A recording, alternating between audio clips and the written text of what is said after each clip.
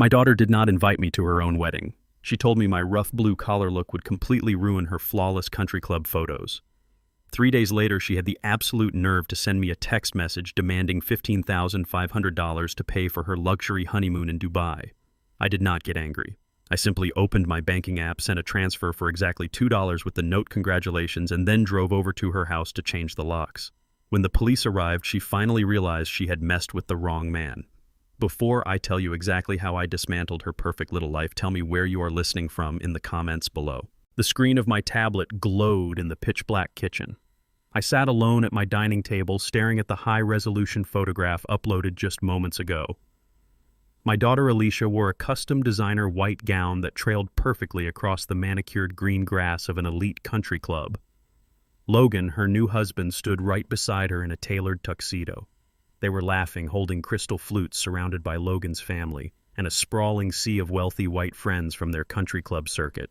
I did not know my only daughter was getting married yesterday. I zoomed in on the picture. I looked at the pristine, manicured hands of the men standing next to Logan, and then I looked down at my own hands.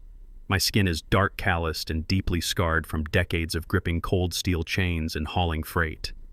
Grease stains are practically tattooed into my knuckles. I am 69 years old and I look exactly like what I am. A man who built his life from the dirt up. A black man who spent his youth breaking his back on loading docks so his child would never have to know what poverty tasted like. Yet looking at that photograph, I was completely erased. There was no empty chair for the father of the bride. There was no mention of me in the caption. I was a ghost watching my own flesh and blood celebrate the biggest milestone of her life with absolute strangers. The silence in my kitchen felt suffocating. I tapped the screen, closed the social media app, and pulled up her contact profile. I pressed the green call button and lifted the phone to my ear, listening to it ring once, twice, 3 times. Alicia answered on the 4th ring. The loud, chaotic sound of a live jazz band and the sharp clinking of silverware echoed through the speaker. "You got married," I said. My voice was low and perfectly steady. "Dad." Alicia replied, her tone immediately tight and completely rushed. "Look, I am right in the middle of our post-wedding brunch. I really cannot talk long right now. People are waiting for me at the main table." "You got married yesterday," I repeated, cutting through her excuses. "And you did not tell me." I heard her let out a long, frustrated sigh. The background noise muffled slightly as she clearly walked away from the crowd to find a quiet hallway. "Yes, I did," she finally admitted, without a single ounce of remorse. "Look, I meant to tell you. I really did. But Logan and I wanted a very specific, elevated aesthetic for the ceremony. A flawless high society country club vibe, your work boots, your limp, your whole rough around the edges attitude. It just did not fit the vision. It would have completely ruined the wedding photos. You understand, right? We only invited people who matched the profile of the event." The words hit me like a physical punch to the chest. My presence at her wedding was not a matter of family. It was a matter of aesthetics. My rough blue-collar appearance was an embarrassment to her carefully curated new life, the life I paid for. I did not yell. I did not demand an apology.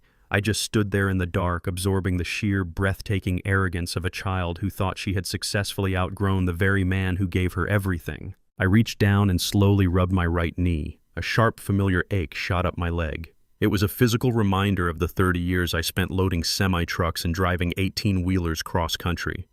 I had destroyed my joints, shattered my back, and sacrificed every single weekend to turn one rusted delivery van into a massive, heavy machinery and logistics empire. I did it all for her.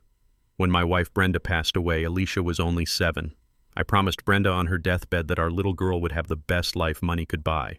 I paid for the elite private academies. I paid the exorbitant tuition for her Ivy League university.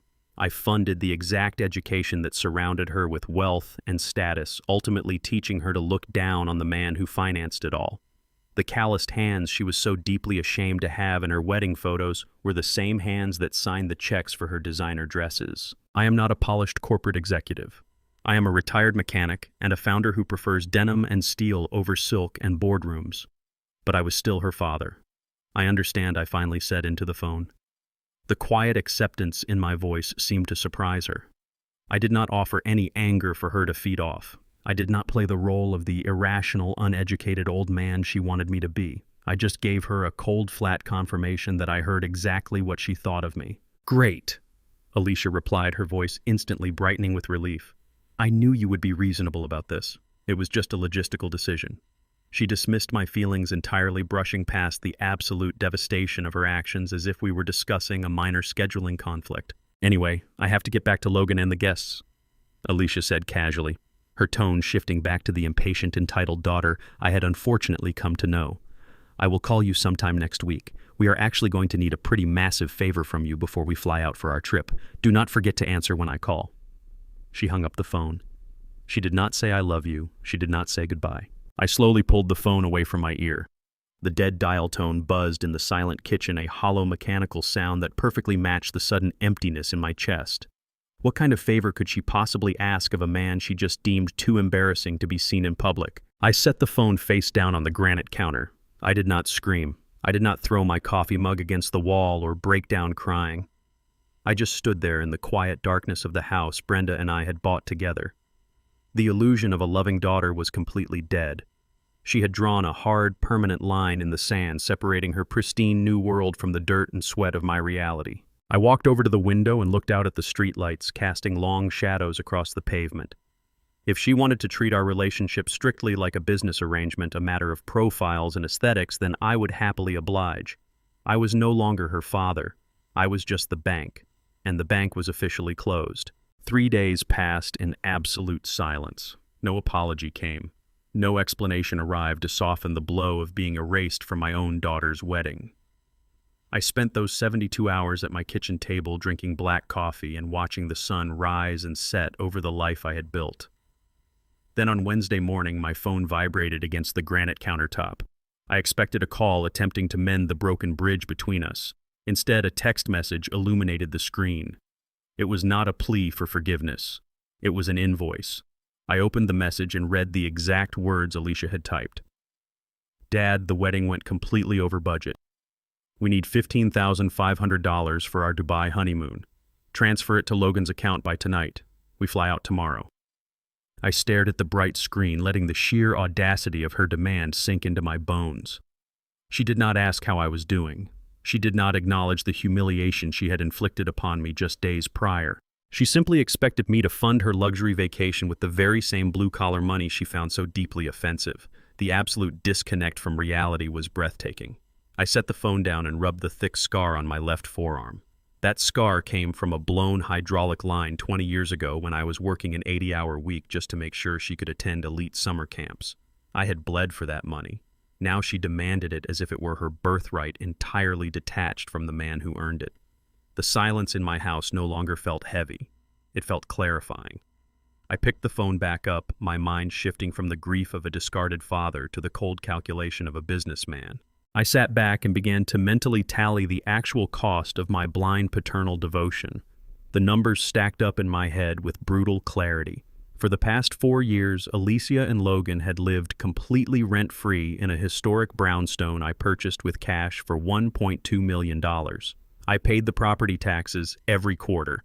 I covered the exorbitant utility bills to keep their central heating and air conditioning running without interruption.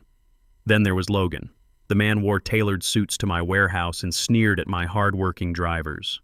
I had given him the title of operations manager at my logistics firm, a position that came with a 6-figure salary and a comprehensive benefits package. I knew he spent his afternoons drinking at the country club rather than managing the loading docks.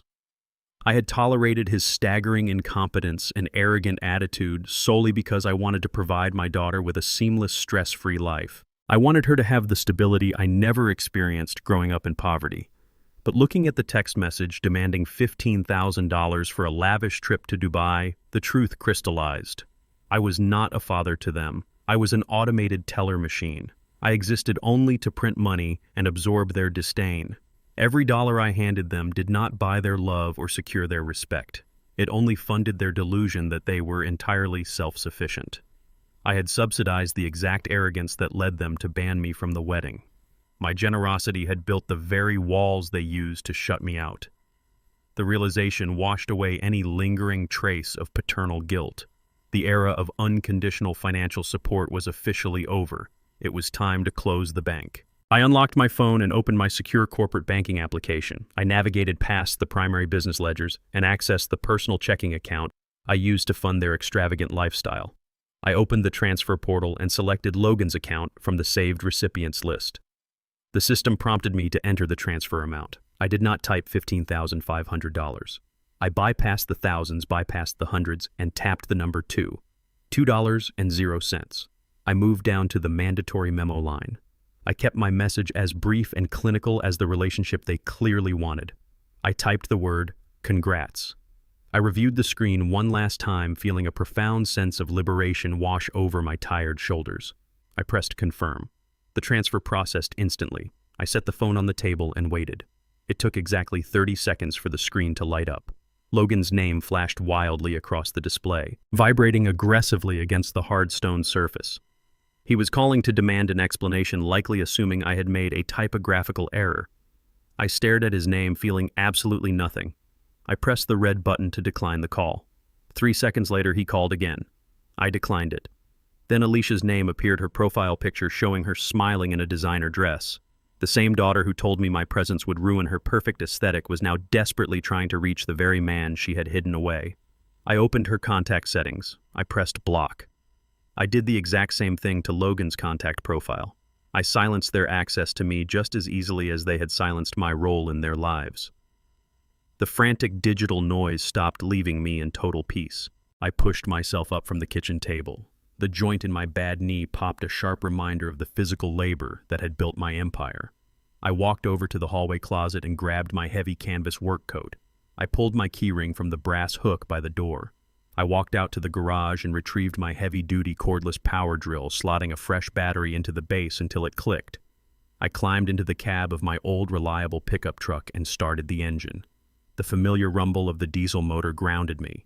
I backed out of the driveway and steered toward the upscale neighborhood where my brownstone sat. I navigated the familiar city streets with cold precision. I pulled up to the curb and parked directly in front of the elegant brick facade. Logan's obnoxious sports car was missing from the driveway. They were likely out shopping for last-minute luxury items for their flight to Dubai, completely unaware that their financial safety net had just been permanently severed. I walked up the stone steps and unlocked the front door using my master key. The house was dead quiet. The interior was a disaster zone of discarded champagne flutes, half-open designer luggage, and expensive clothes draped carelessly over the custom furniture I had purchased for them. I walked straight past their mess and headed directly into the kitchen pantry. I reached up to the top shelf and grabbed a massive industrial-sized box of thick black contractor trash bags. I tore the plastic seal open and unrolled the first heavy bag with a sharp snap. I gripped the thick plastic in my calloused hands, staring up the curved mahogany staircase toward their master bedroom. I climbed the curved mahogany staircase with the roll of heavy contractor bags gripped tightly in my hand. I walked straight into the master bedroom. The massive space smelled of expensive cologne and sheer entitlement.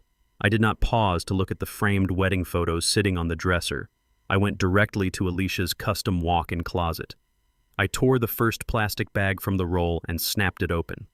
With one broad sweep of my arm, I shoved a row of silk dresses, designer blouses, and cashmere coats right off their velvet hangers. They tumbled into the bottom of the bag in a wrinkled heap. There was no fatherly nostalgia slowing me down. There was no hesitation in my chest. This was pure mechanical efficiency. I tied the bag shut and tossed it into the hallway. I moved over to Logan's side of the closet. I grabbed his bespoke Italian suits, the crisp linen shirts he wore to play golf while on my company clock, and his rows of imported silk ties. I stuffed them all into the plastic without a second thought. I cleared out their shoes, their expensive handbags, and every single piece of vanity they had funded with my sweat. I packed 30 heavy black bags in total. I grabbed them by their plastic drawstrings 2 at a time and dragged them down the wooden stairs. They thumped heavily against the hardwood steps. My bad knee throbbed with every trip, but I ignored the pain. I hauled every single bag out the front door and threw them onto the brick porch. I stacked them high, turning their carefully curated high society life into a towering mountain of garbage. Once the closets were completely empty, I walked back into the grand foyer. I pulled the new deadbolts and my power drill out of my heavy coat pockets. I removed the original brass locks from the solid oak front door. I drove the long steel screws into the wood, securing the heavy-duty locks firmly in place. The drill whined sharply in the quiet, empty house. I tested the mechanism with my thumb. The deadbolt slid into the reinforced strike plate with a loud, satisfying crack. It was the sound of a boundary finally being drawn. I walked to the back patio door and repeated the exact same process. I unscrewed the electronic keypad they used for the garage and pulled the wires straight from the wall. I systematically sealed off every entry point to the $1.2 million brownstone. When the house was fully secured, I stepped back outside and locked the front door behind me. I dropped the new brass keys into my coat pocket. The afternoon sun beat down on the porch. I sat down on the wrought iron bench next to the towering pile of trash bags. I crossed my arms and stretched out my aching leg. I did not check my phone. I did not pace back and forth in anger. I simply sat in the quiet shade of the awning, listening to the distant sounds of city traffic. I was entirely ready for the confrontation. I knew exactly how long it would take for their credit cards to decline at whatever luxury boutique they were currently shopping in. I just had to sit perfectly still and wait for the storm to finally hit. A sleek silver sports car turned sharply onto the quiet residential street. The engine roared aggressively as it sped toward the house. Logan slammed on the brakes, screeching to a halt right in the middle of my driveway. The car doors swung open before the engine even cut off. Logan marched out, his face flushed a deep, violent red. Alicia stepped out right behind him, her eyes widening in absolute horror as she saw her entire designer wardrobe stuffed into industrial garbage bags on the concrete. Logan stormed up the brick walkway, pointing a manicured finger directly at my face. "What the hell is the meaning of this?" he screamed. His voice echoed down the upscale street, drawing the attention of a neighbor walking a dog. "You sent me $2, and now you are throwing our property into the dirt. You have completely lost your mind." I did not stand up. I remained seated on the bench, looking up at him with utter indifference. "I found my self-respect," I replied. "You excluded me from your wedding because my presence offended your delicate aesthetic. Therefore, my bank account is no longer available to fund your luxury lifestyle. You have exactly 30 minutes to remove this trash from my property." Alicia rushed up the steps, her face twisted in a mask of disbelief and outrage. "This is our house, Dad. You gave this to us." "I let you live here," I corrected her, keeping my voice perfectly level so she could hear every syllable. "I never transferred the deed. You are trespassers. Take your bags and get off my porch." Logan let out a harsh, mocking laugh. He stepped closer, trying to use his physical height to intimidate me. "You are a delusional, unstable old man," Logan sneered, leaning over the bench. "You think you can just show up and throw us into the street without any legal notice? You have zero right to do this. I control the operational accounts at the company.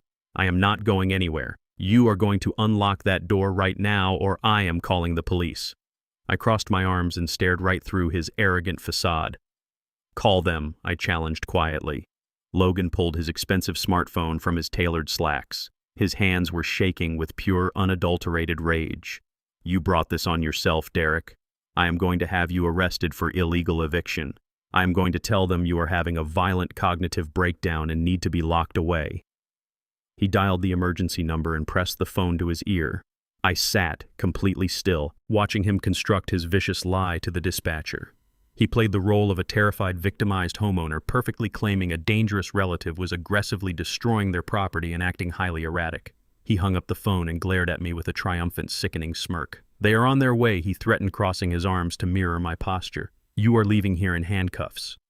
I did not blink. I did not offer him a single word of argument. I leaned back against the cold iron of the bench and looked down the quiet street. In the distance, the faint, high-pitched wail of police sirens began to cut through the crisp afternoon air. The sound grew louder and closer by the second. The wail of the sirens died down as a black and white patrol cruiser stopped abruptly behind Logan's silver sports car. Two uniformed police officers stepped out onto the asphalt. Logan did not waste a single second. He immediately rushed down the brick walkway to intercept them. He smoothly adjusted his posture, shifting from a red-faced and screaming aggressor into a calm, concerned citizen.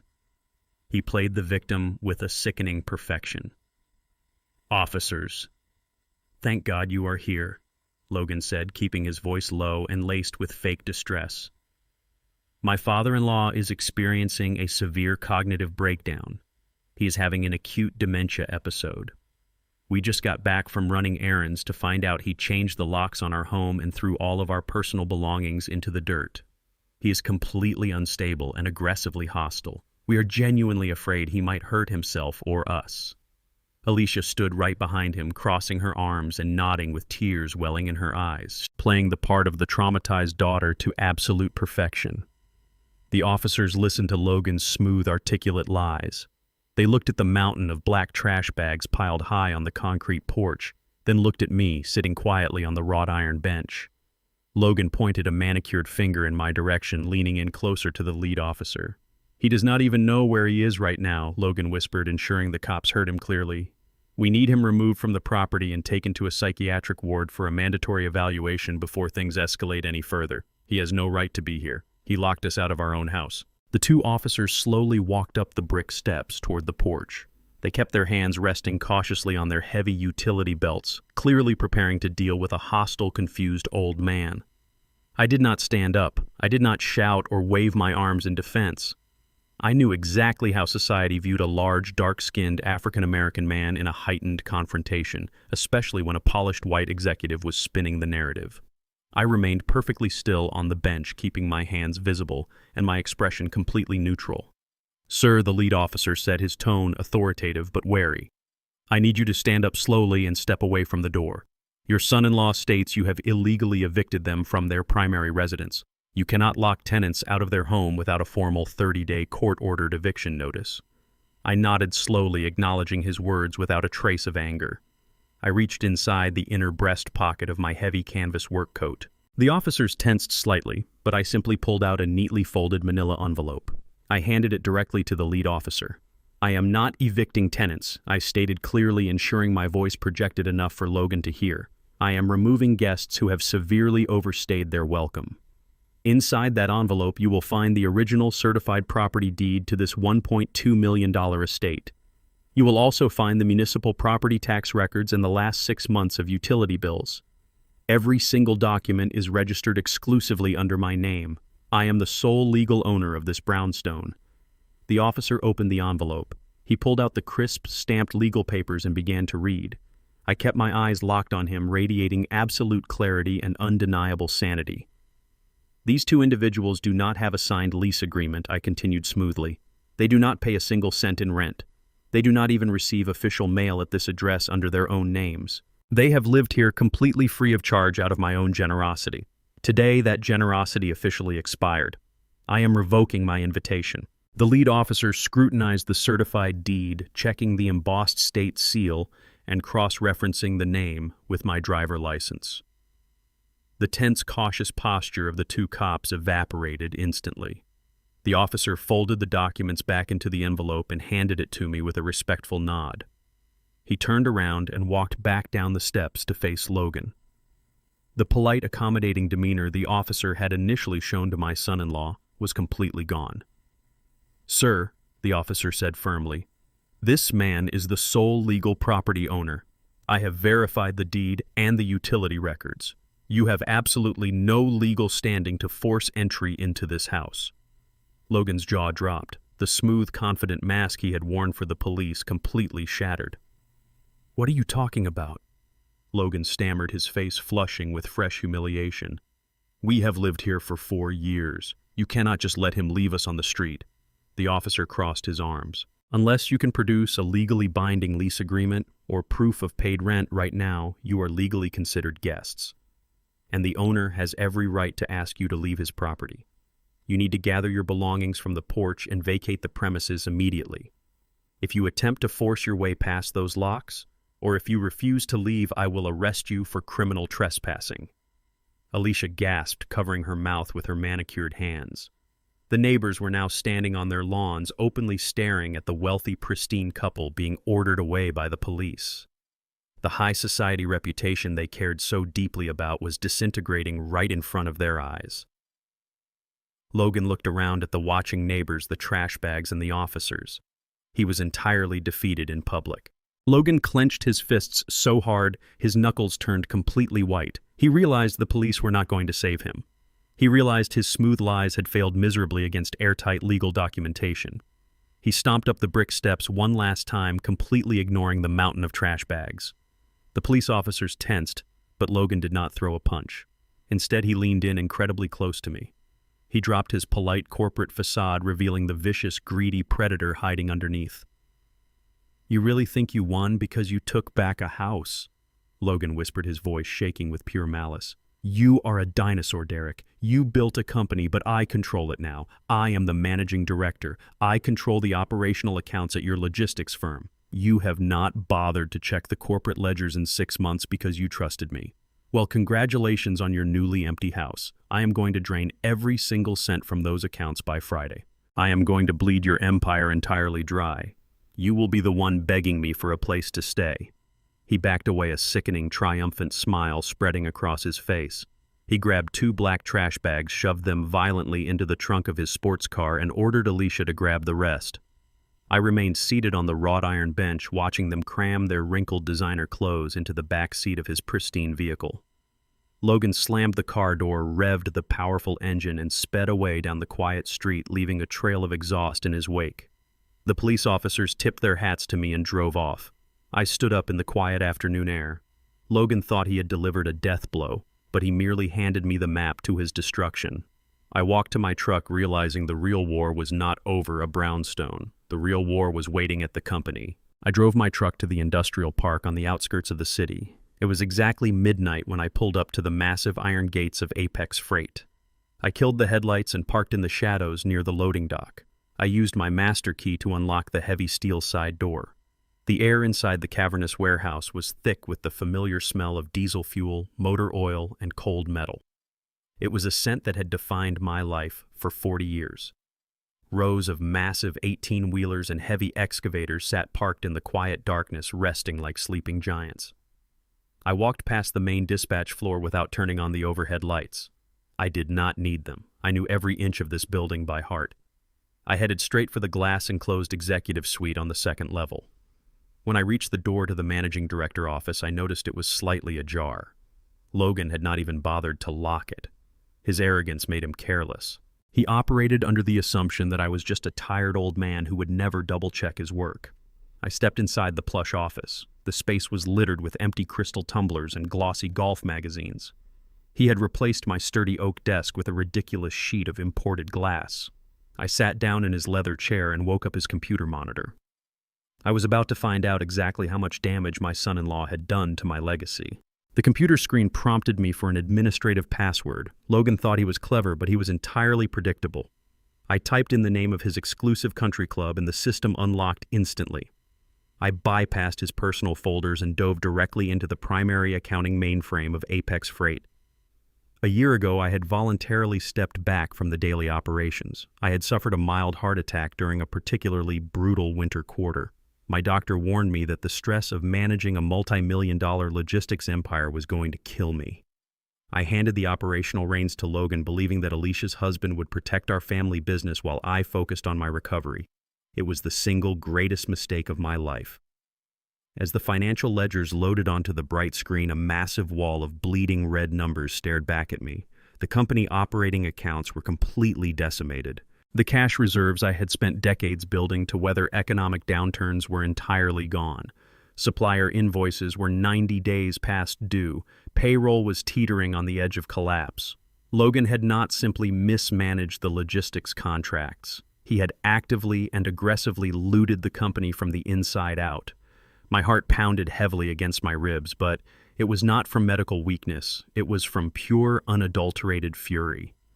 The safety net I had painstakingly woven for my employees and my family had been slashed to pieces by a man who had never driven a truck a single day in his life. I dug deeper into these hidden subfolders to find exactly where the money had gone. The digital paper trail was sloppy. Logan had orchestrated a series of massive high-interest corporate loans over the past 6 months. To secure this staggering amount of cash, he had illegally leveraged my entire fleet of heavy machinery and freight trucks as collateral. He essentially mortgaged the very backbone of my company to predatory private lenders. I followed the wire transfer receipts. He did not reinvest a single penny into the business. Instead, he funneled millions of dollars into an offshore shell company registered in the Cayman Islands. The beneficiary of that shell account was Alicia. I opened the linked expenditure reports. The money had been immediately bled out to fund their lavish country club wedding, the exorbitant $15,000 Dubai honeymoon, and a massive down payment on a sprawling luxury villa overseas. They were siphoning the lifeblood of my logistics empire to finance a permanent international escape. They had drained the payroll accounts of hard-working drivers and mechanics just so they could sip champagne on a private beach. My own daughter was wearing designer dresses bought with the stolen wages of men and women who relied on me to feed their families. The sheer scale of their greed was sickening. I felt a cold, calculating resolve settle over my mind. They thought they had secured their glamorous future, but they had left a digital footprint wide enough to send them both to federal prison. I minimized the banking ledgers and opened his corporate email client. A highlighted thread at the very top of his inbox immediately caught my eye. The subject line read, "Final liquidation and asset transfer." The external recipient was a ruthless corporate acquisitions firm known as Horizon Buyouts. I clicked on the active thread and read the terrifying exchange. Logan was not just stealing liquid cash. He had secretly negotiated a $12 million deal to sell the entirety of Apex Freight, including the warehouse property and the entire transport fleet, directly to Horizon Buyouts. The final signatures were scheduled to take place next week on Friday. Horizon explicitly stated their plan to immediately liquidate the trucks, terminate all existing employee contracts, and bulldoze my historic warehouse to construct a commercial shopping center. Logan had eagerly agreed to hand them my life work on a silver platter in exchange for a massive final payout before fleeing to their new villa in Dubai permanently. He was selling out my loyal crew to pad his own pockets. I scrolled down to the very bottom of the email chain to find the origin of the conversation. There was a forwarded message from Alicia sent to Logan just 2 hours before their wedding ceremony began. She was not asking about her bridal gown or the country club catering schedule. She was focused entirely on the ruthless execution of their corporate theft. I stared at the bright white screen, reading the chilling words typed by my own flesh and blood. The final sentence of her email hit me far harder than any physical blow I had ever endured on the loading dock. She asked, "What do we do about my dad?" I stared at the harsh blue light of the monitor. My own daughter had typed the words with the cold efficiency of a corporate assassin. "What do we do about my dad?" My finger hovered over the computer mouse. I clicked on Logan's reply. The message loaded instantly, exposing a level of cruelty I never thought possible from the boy I allowed to marry my only child. Logan had written out the entire blueprint for my destruction. "Do not worry about the old man," the email read. "I already paid Dr. Thorne for the paperwork." Thorne was a notoriously corrupt private physician in the city, known for catering to wealthy clients who needed legal loopholes. Logan attached a scanned document to the email. I opened the file. It was a sworn medical affidavit bearing Thorne's signature. The document officially diagnosed me with rapid early-onset Alzheimer's disease and severe cognitive instability. It falsely claimed I was prone to violent outbursts and could no longer perform basic daily functions. The final page granted Logan total medical and financial power of attorney over my life. They had successfully fabricated a legal weapon to strip away my fundamental human rights. They reduced my entire existence, my sharp mind, and my 40 years of relentless hard work to a forged medical condition. The sheer audacity of the lie made my blood run cold. Logan had effectively signed a warrant for my institutionalization. I scrolled down to read the rest of their master plan. The timeline was meticulously detailed and absolutely ruthless. Logan instructed Alicia to meet him at my house this coming Friday morning. The email read, "We corner him in the kitchen before the bank opens. We hand him the operational transfer documents for Apex Freight. If he signs it over willingly, we promise to put him in a comfortable private assisted living facility. If he refuses, I will have Thorne call the state authorities immediately. The police will drag him out in handcuffs and place him under an involuntary psychiatric hold. He will rot in a public ward before he even gets to see a judge."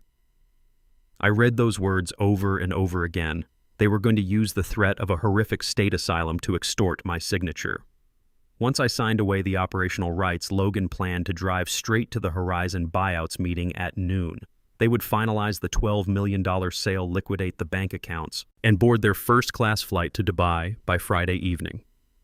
They were planning to leave the country permanently with my entire fortune while I was locked behind heavy steel doors, heavily medicated and completely voiceless. My own daughter was willing to erase my freedom just to fund her aesthetic lifestyle. She wanted an empire without the burden of building it, and she was willing to bury her father alive to get it. I did not allow myself to break. I reached over to the keyboard and pressed the print command. The heavy industrial printer in the corner of the office whirred to life. I stood there and watched as every single damning email, every fraudulent offshore wire transfer, and the forged medical affidavit slid into the output tray. I gathered the warm, crisp pages in my calloused hands. The betrayal cut incredibly deep. I remembered holding Alicia when she was just a newborn, promising to shield her from the brutal world. Now she was the monster at the door. I felt a sharp, heavy ache in my chest, a profound grief for the daughter I thought I had raised. But I forcefully pushed that pain down. I boxed those fatherly emotions away and locked them behind a steel door in my mind. There was no room for tears tonight. I was no longer a grieving father dealing with an ungrateful child. I was a veteran chief executive officer actively fighting for my absolute survival. I pulled a thick leather binder from the cabinet behind the desk. I meticulously organized the printed evidence, sliding the papers into the heavy sleeves. I clamped the binder shut. It was a loaded weapon. I had the exact map of their conspiracy. I just needed to let them confidently walk into their own trap. I placed the leather binder under my arm and turned to leave the executive suite. The warehouse was supposed to be completely dead at this hour. The night shift had been canceled due to the upcoming holiday weekend. The building was a silent fortress. But as I reached for the brass door handle, a sudden violent vibration rattled the floorboards beneath my boots. The deep guttural roar of a massive diesel engine violently shattered the midnight silence. It was coming directly from the loading bays right outside the office window. My heart hammered against my ribs. I quickly killed the monitor screen and stepped into the shadows. I moved silently to the edge of the glass wall and peered down into the cavernous parking lot. The harsh yellow glare of industrial floodlights suddenly snapped on, cutting through the thick darkness. Black exhaust smoke billowed into the cold night air. Someone was operating my heavy machinery. I heard the unmistakable, bone-rattling grind of steel hydraulic tracks tearing against the concrete pavement. It was the distinct sound of my million-dollar excavators being moved. No authorized drivers were scheduled to be on the premises. I tightened my grip on the leather binder. The extortion ambush was not scheduled until Friday, but someone was already tearing my fleet apart in the dead of night. I quietly slipped out of the office and headed straight for the dark loading docks. I did not hesitate. I shoved the heavy leather binder deep into the bottom drawer of the desk and locked it tight.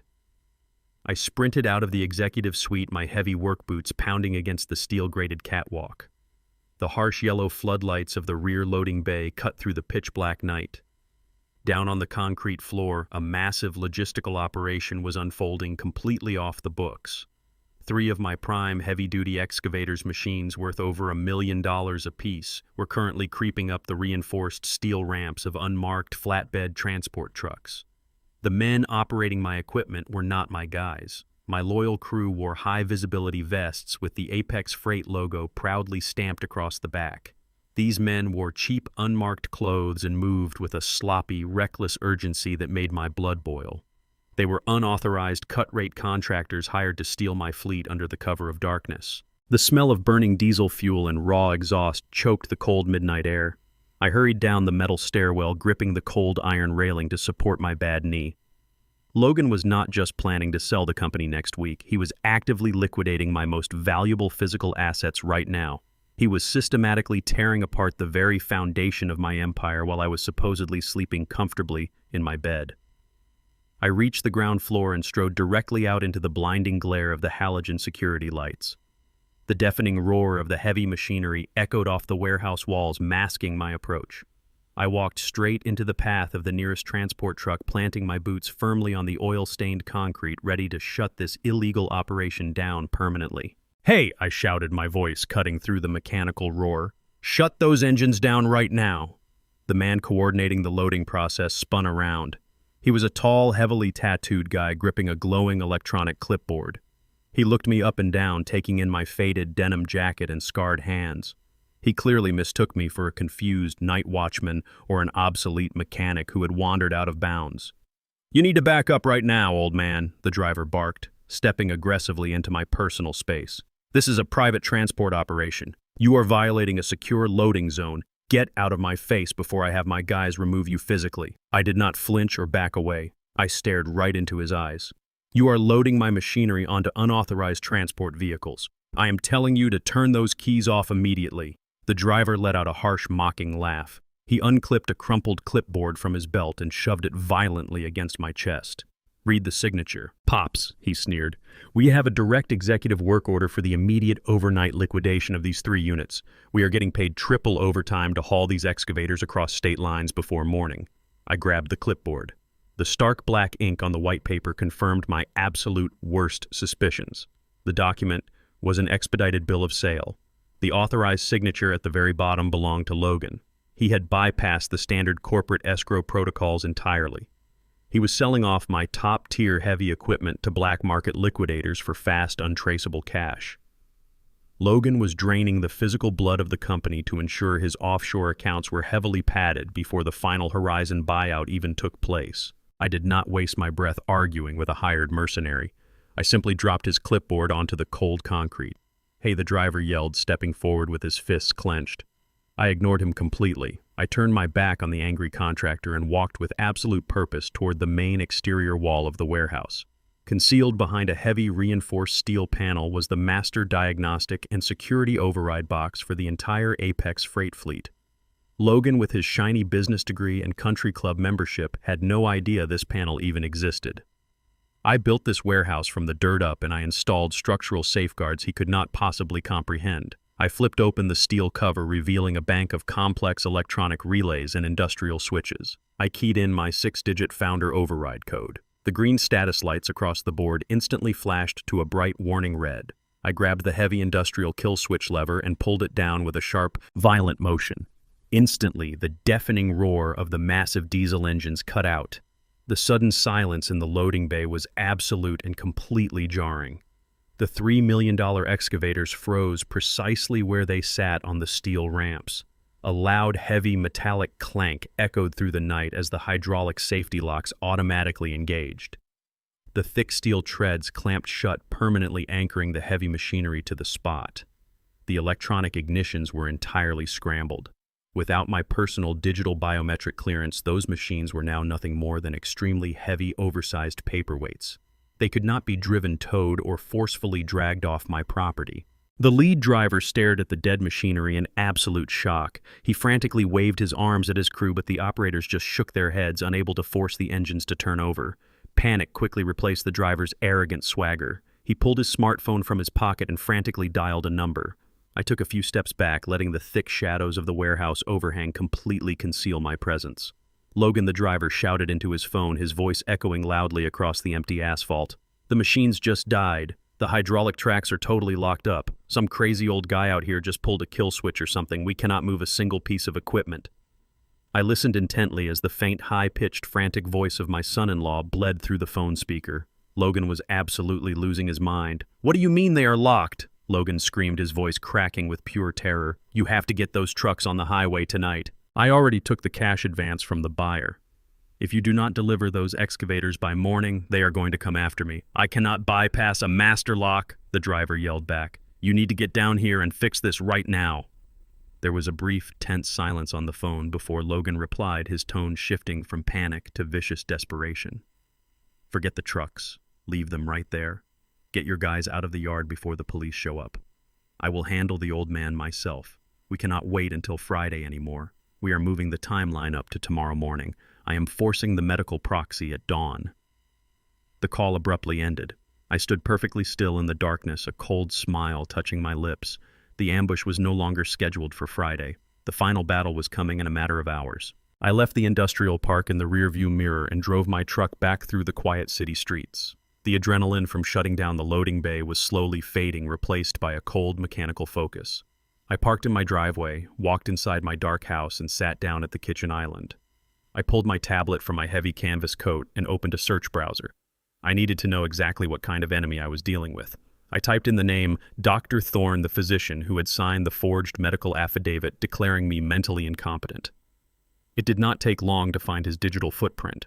Thorne did not operate out of a standard municipal hospital or a reputable medical group. He ran an exclusive concierge clinic located in the wealthiest zip code in the state.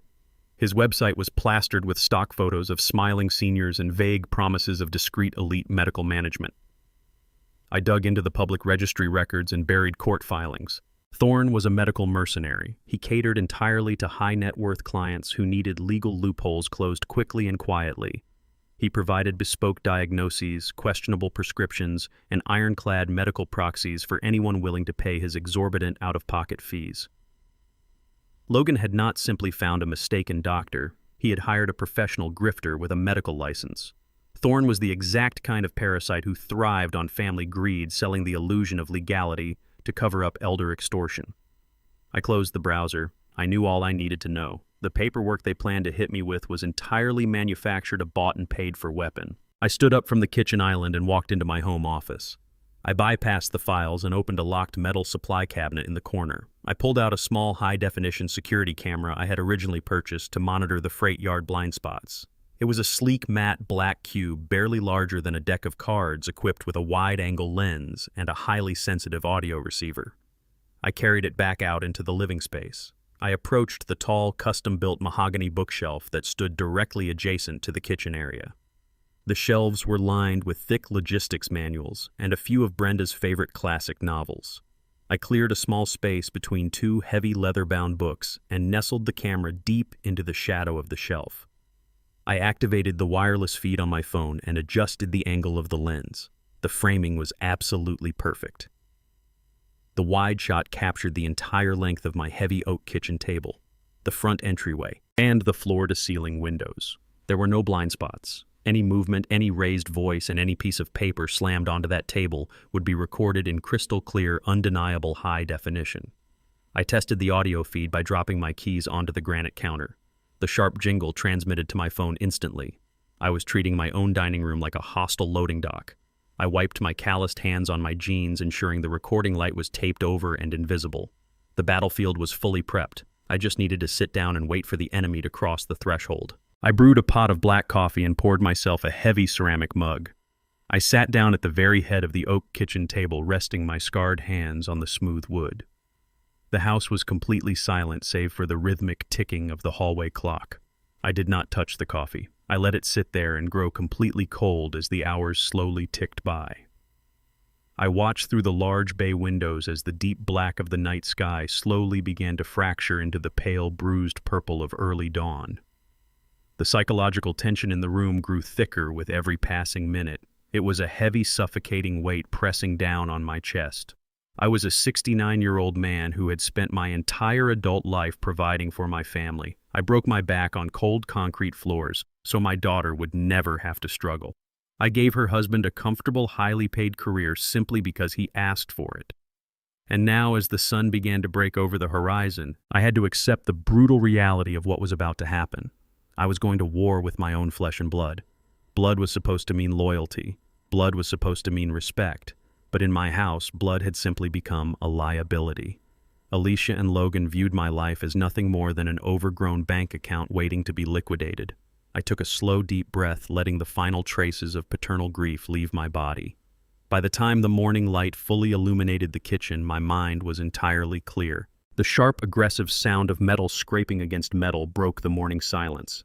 Someone was twisting a key into the front door deadbolt with excessive force. The heavy brass lock clicked loudly and the door was shoved open, hitting the interior wall with a violent thud. Heavy footsteps marched onto the hardwood floor of the foyer. Logan led the way, his posture rigid and his jaw clenched in sheer arrogance. Alicia walked closely behind him, clutching a designer leather handbag, her face set in a cold, impatient glare. They did not come alone. A third man trailed behind them, looking entirely out of place in my home. He was a nervous-looking individual wearing a cheap, ill-fitting suit, clutching a worn leather briefcase tightly against his chest. He had the unmistakable, worn-down demeanor of a state courier or a low-level public notary hired for dirty work. Logan spotted me sitting silently at the head of the kitchen table. He did not offer a greeting. He did not pretend to smile. He marched directly toward the table, his eyes locked onto mine with a dark, predatory confidence. The facade of the polite corporate son-in-law was completely gone, replaced entirely by the ruthless thief he truly was. Alicia crossed her arms and stood near the doorway, watching me as if I were a wild animal that needed to be caged. The man in the cheap suit hovered awkwardly near the hallway, waiting for his cue. I did not move an inch. I kept my hands resting flat on the oak wood, staring back at them with absolute unshakable calm. The trap was set, the camera was rolling, and the ambush had officially begun. Alicia walked straight to the head of the oak table. She did not hesitate. She did not show a single shred of guilt or hesitation. She slammed a thick stack of legal papers down onto the hardwood right in front of my face. The sharp smack echoed violently through the quiet kitchen, breaking the morning silence. I looked down at the top page. It was stamped with the official seal of the state health department. I already knew exactly what it was, but I let her explain it anyway. "This is a certified medical affidavit," Alicia stated. Her voice was completely devoid of any daughterly affection. It was the cold, clinical voice of a corporate liquidator foreclosing on a bankrupt property. "Dr. Thorne signed and submitted this paperwork late last night. It officially declares that you are suffering from severe aggressive cognitive decline. It states that you are a physical danger to yourself and to the public. As of this morning, the state recognizes you as entirely incompetent to make your own medical or financial decisions." I kept my breathing slow and steady. I looked from the forged document up to her face.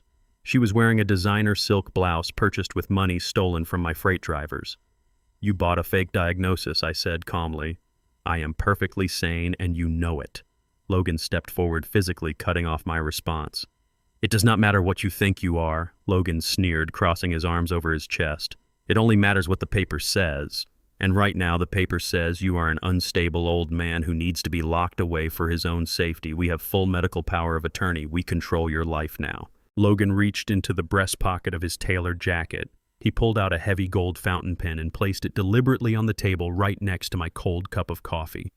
He tapped his manicured finger against a second stack of documents he had brought with him. "These are the operational transfer deeds for Apex Freight," Logan demanded. "You are going to sign full executive control over to me right now. If you pick up that pen and sign the company over willingly, Alicia and I will be generous. We will place you in a quiet, comfortable, private, assisted living facility. You can spend the rest of your days watching television in peace." I looked at the man in the cheap suit standing nervously by the hallway door. "And if I refuse?" I asked softly.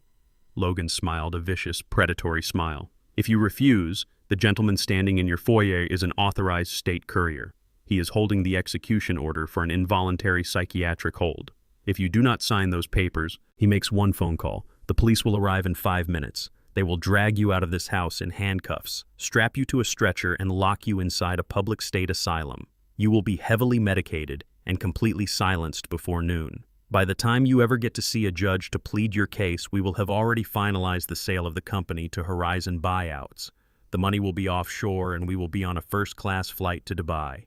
You lose everything, Derek. Sign the paper." I turned my gaze away from Logan's smug face and looked directly at my daughter. "You are really willing to bury your own father alive in a psychiatric ward just to fund a vacation?" I asked. Alicia crossed her arms, standing tall and entirely unrepentant. "Do not try to play the victim here," she snapped, her tone laced with absolute venom. "You owe me this. You owe me every single cent of that buyout. You spent my entire childhood buried in that disgusting grease-stained warehouse. You were never around. When other fathers were attending ballet recitals and school plays, you were working 80-hour weeks underneath a broken diesel engine.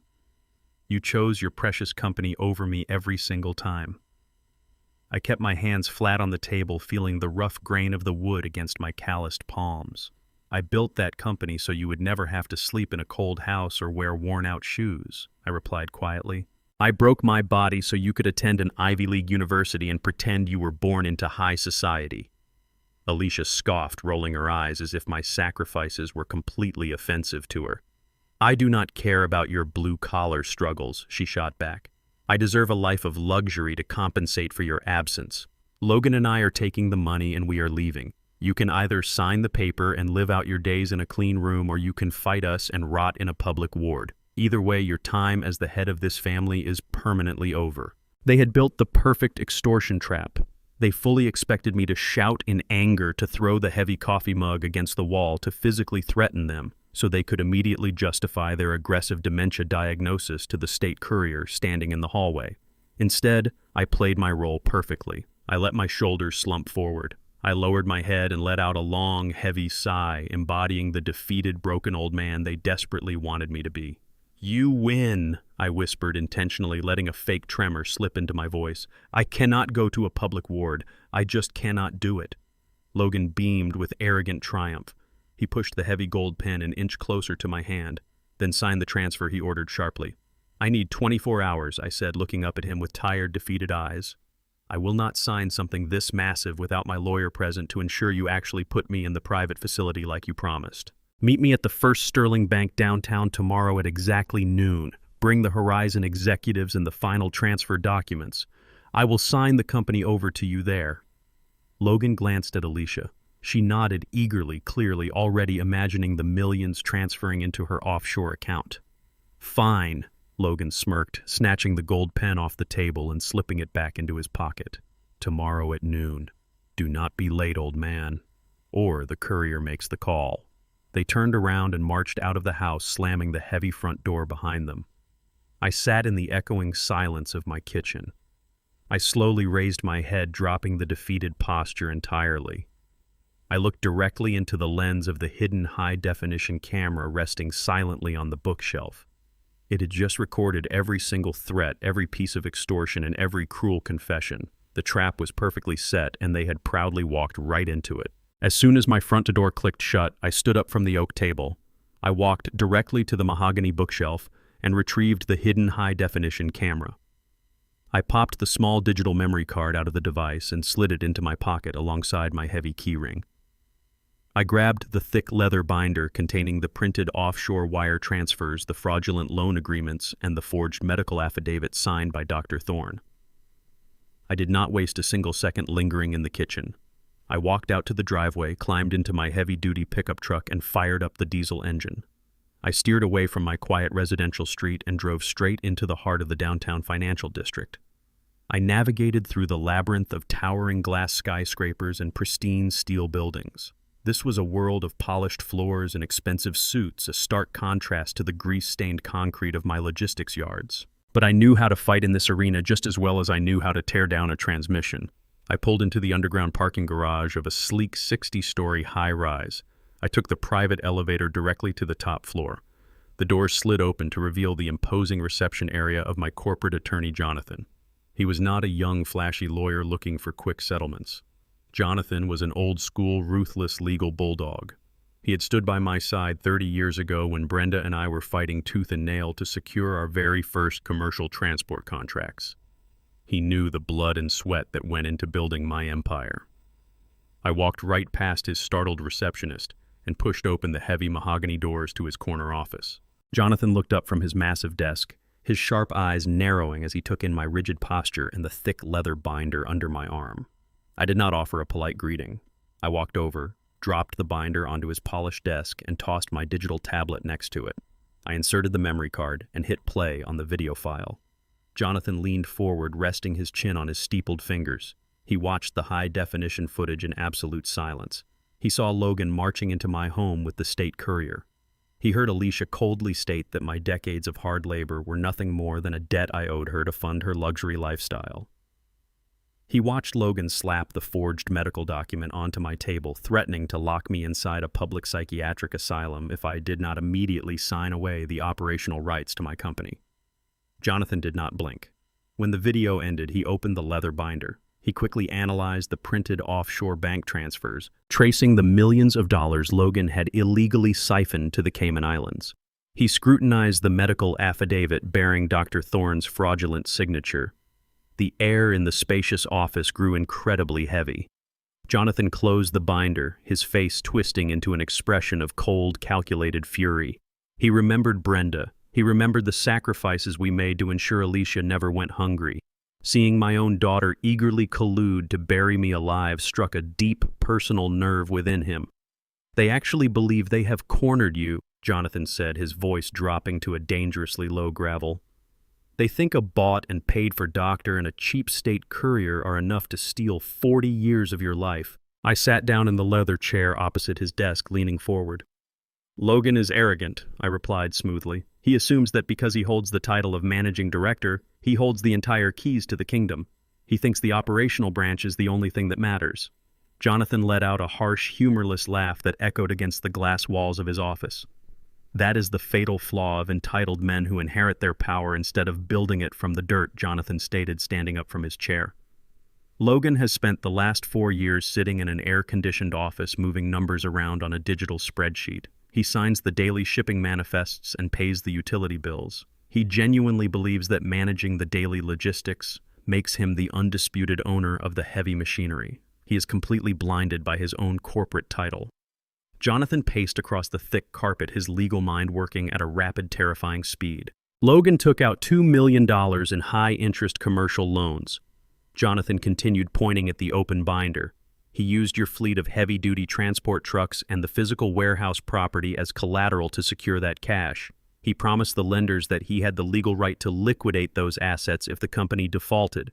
And now he is trying to sell that exact same property to Horizon Buyouts for $12 million to fund his permanent escape to Dubai. I nodded, watching the pieces of our counterattack click perfectly into place. He thinks my signature on the operational transfer tomorrow at noon will validate the entire transaction, I said. He thinks he is selling a fully functional empire. Jonathan walked over to a massive steel vault built directly into the wall of his office. He dialed in a complex combination and pulled the heavy door open. He reached into a secure lockbox and withdrew a yellowed, tightly bound legal document. He brought it back to the desk and placed it gently between us. It was a foundational charter drafted 30 years ago. The bold ink across the top read, "The Ironclad Blind Trust." Brenda and I set this up decades ago to shield our physical assets from operational liabilities, I said, tracing my fingers over my late wife's signature at the bottom of the page. Exactly, Jonathan confirmed, his eyes gleaming with aggressive legal anticipation. The trucks, the warehouses, the real estate, and the commercial patents do not belong to the operational branch. They belong entirely to this blind trust. You are the sole living trustee. Logan's company is nothing more than a hollow management shell that leases the equipment from you. He never owned a single tire or a single brick. By using those assets as collateral for his offshore loans, Logan committed massive, undeniable federal bank fraud. Jonathan leaned across the mahogany desk, his expression hardening into pure tactical warfare. Horizon Buyouts is scheduled to wire $12 million to the First Sterling Bank tomorrow at exactly noon, he warned, tapping the solid oak table for emphasis. If we simply block the sale right now, Logan will panic and flee the country with the cash he already stole. We cannot stop them today. We must let Logan and Alicia walk into that bank tomorrow, sign the fraudulent transfer documents in front of the executives, and trigger the federal crime. We are going to trap them completely inside the bank. The morning air was biting and cold as Jonathan and I walked through the towering glass doors of First Sterling Bank. It was exactly 11 o'clock. We arrived a full hour before Logan and Alicia were scheduled to execute their grand corporate theft. The lobby of the bank was a monument to excess. Polished marble floors reflected the massive crystal chandeliers hanging from the vaulted ceiling. Men and women in tailored suits whispered in hushed tones over expensive espresso. I wore my heavy canvas work coat and scuffed boots. I felt the immediate judgmental stares of the security guards tracking my every move. They looked at my dark, calloused hands and my faded denim, clearly deciding I did not belong in their pristine financial sanctuary. I ignored them completely.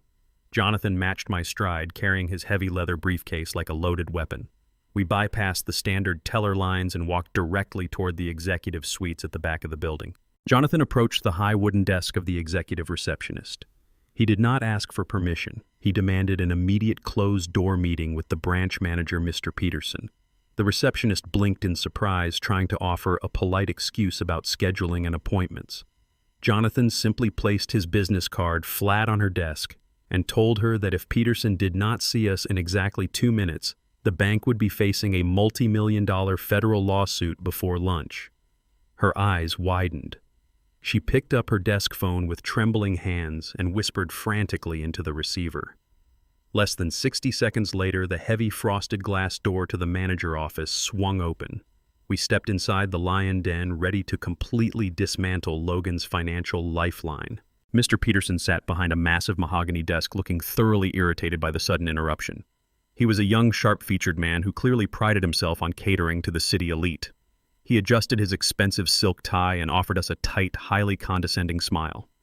He looked at Jonathan with a sliver of professional respect, but when his eyes shifted to me, his entire demeanor soured. He looked at my work boots and scarred hands with blatant disgust. He saw a tired, blue-collar African-American man who had simply wandered into the wrong tax bracket. I know exactly what kind of profile Peterson preferred. He preferred the polished, arrogant aesthetic of my son-in-law. Logan had spent the last 4 years sitting in this exact office, drinking Peterson's expensive scotch and projecting the image of a brilliant corporate visionary. "Gentlemen," Peterson said, his voice dripping with forced patience, "I have a highly confidential corporate buyout closing in my boardroom in less than an hour. I really do not have the time to entertain unscheduled grievances. If you have an issue with a personal checking account, I can call a junior teller to assist you in the main lobby." He gestured dismissively toward the door, entirely ready to cast me out. He assumed I was just a confused, disgruntled old man complaining about a minor banking error. I did not raise my voice. I did not show him an ounce of the anger boiling inside my chest. I simply stood my ground and stared right through him. I told him we were not here to discuss a checking account. I told him we were here to discuss the $2 million commercial loan he had personally approved for Logan just 6 months ago. Peterson let out a harsh, arrogant sigh. He leaned back in his plush leather chair and crossed his arms. He smugly informed us that Logan was the authorized managing director of Apex Freight Operations. He bragged that the $2 million loan was perfectly sound, fully secured by a pristine fleet of heavy-duty transport trucks and a massive industrial warehouse. He stated he had personally inspected the collateral framework himself. Jonathan did not waste another second playing games. He unclasped his heavy briefcase and pulled out the original yellowed legal document we had retrieved from his vault. He stepped forward and slammed the ironclad blind trust charter directly onto the center of Peterson's polished mahogany desk. The loud smack echoed sharply in the quiet office. "Read the foundational structure of that collateral," Jonathan commanded, his voice turning to pure ice. "Read the actual ownership title of those commercial trucks you used to secure that massive loan." Peterson frowned, thoroughly annoyed by the aggressive tone. He leaned forward and dragged the heavy document toward him. He put on his reading glasses and scanned the first page. I watched his eyes track across the bold ink. I watched him read the specific clauses I had drafted with Brenda 30 years ago. I watched him realize that Apex Freight Operations was nothing more than a hollow management shell. Jonathan leaned over the desk, invading Peterson's personal space. "You issued $2 million in high-interest capital to a man who does not legally own a single piece of heavy machinery," Jonathan stated brutally. "The entire logistics fleet belongs exclusively to the blind trust. My client sitting right here is the sole living trustee. You accepted fraudulent collateral." The color completely drained from Peterson's face. His arrogant, condescending smirk vanished, replaced by a mask of absolute paralyzing horror. The young branch manager began to physically tremble as the devastating reality of his mistake crushed down on his chest. He looked frantically from the trust charter up to my scarred hands, finally understanding the true magnitude of the man standing in his office. He realized he had been entirely played by Logan's expensive suits and country club charm. He had blindly approved a massive unsecured loan without properly verifying the foundational asset titles.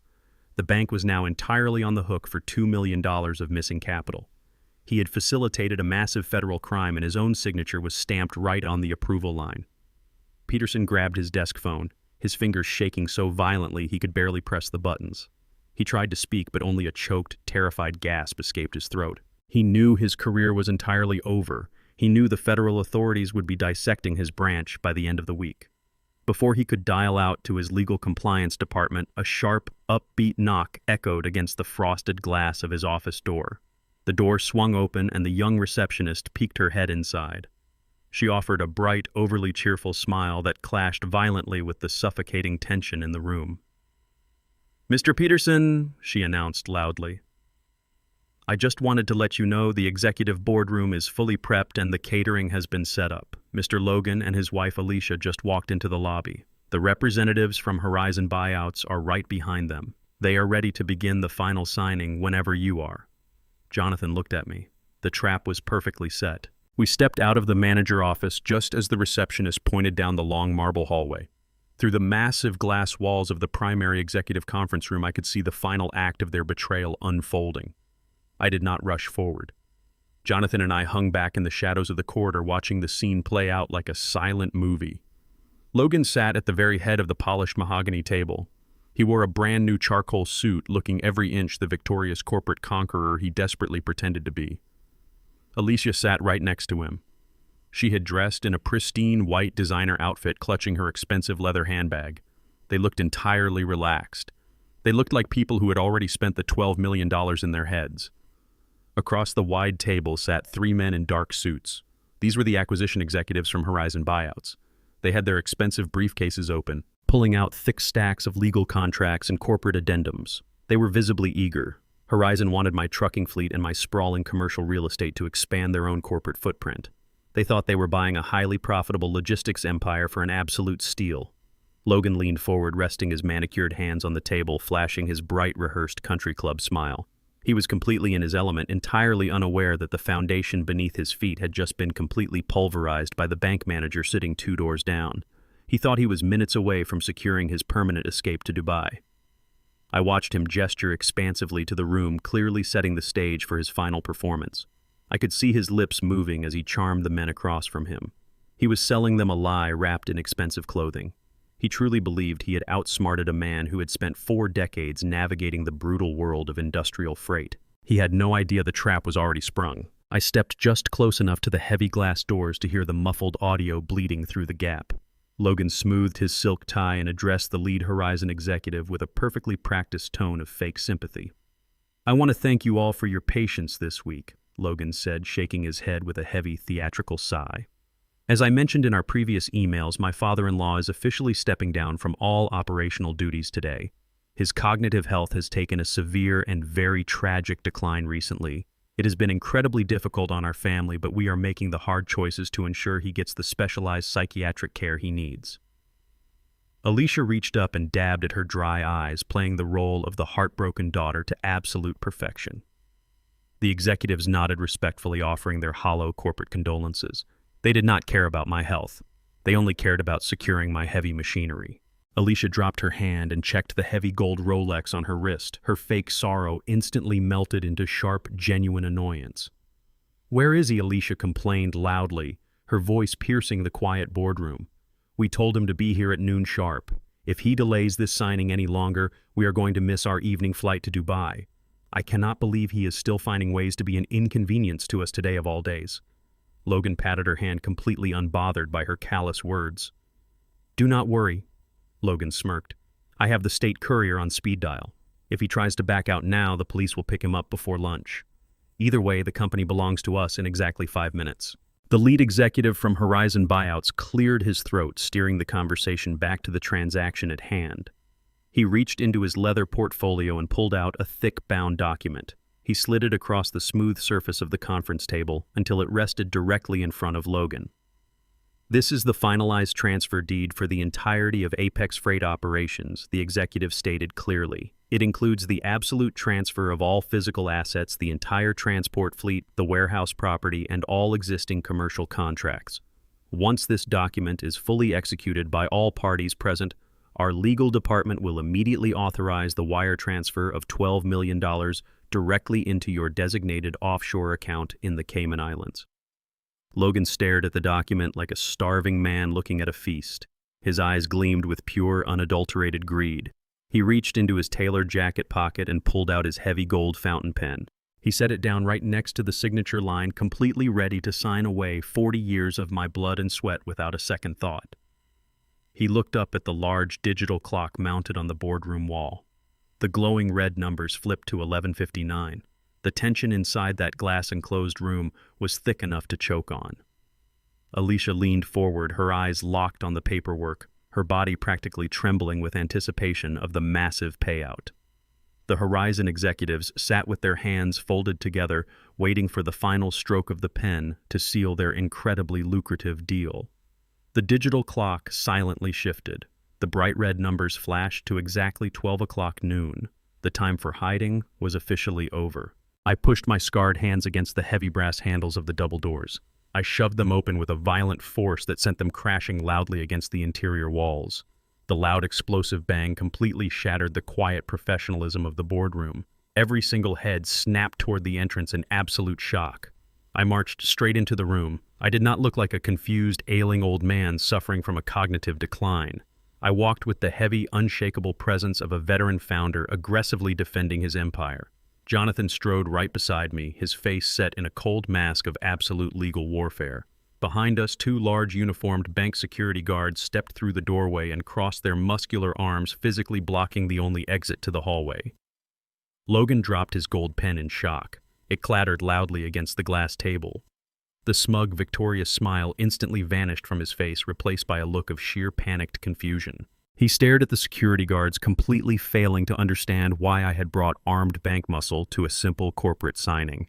Alicia jumped up in her seat, her hand flying to her chest in alarm. "Dad," she gasped, trying to quickly recover her shattered composure. "You are finally here. You are late. Please sit down over there so we can finish this right now." She pointed to a small empty chair pushed off into the corner of the room, exactly where they wanted to keep me marginalized and quiet. I completely ignored the empty chair. I did not sit down.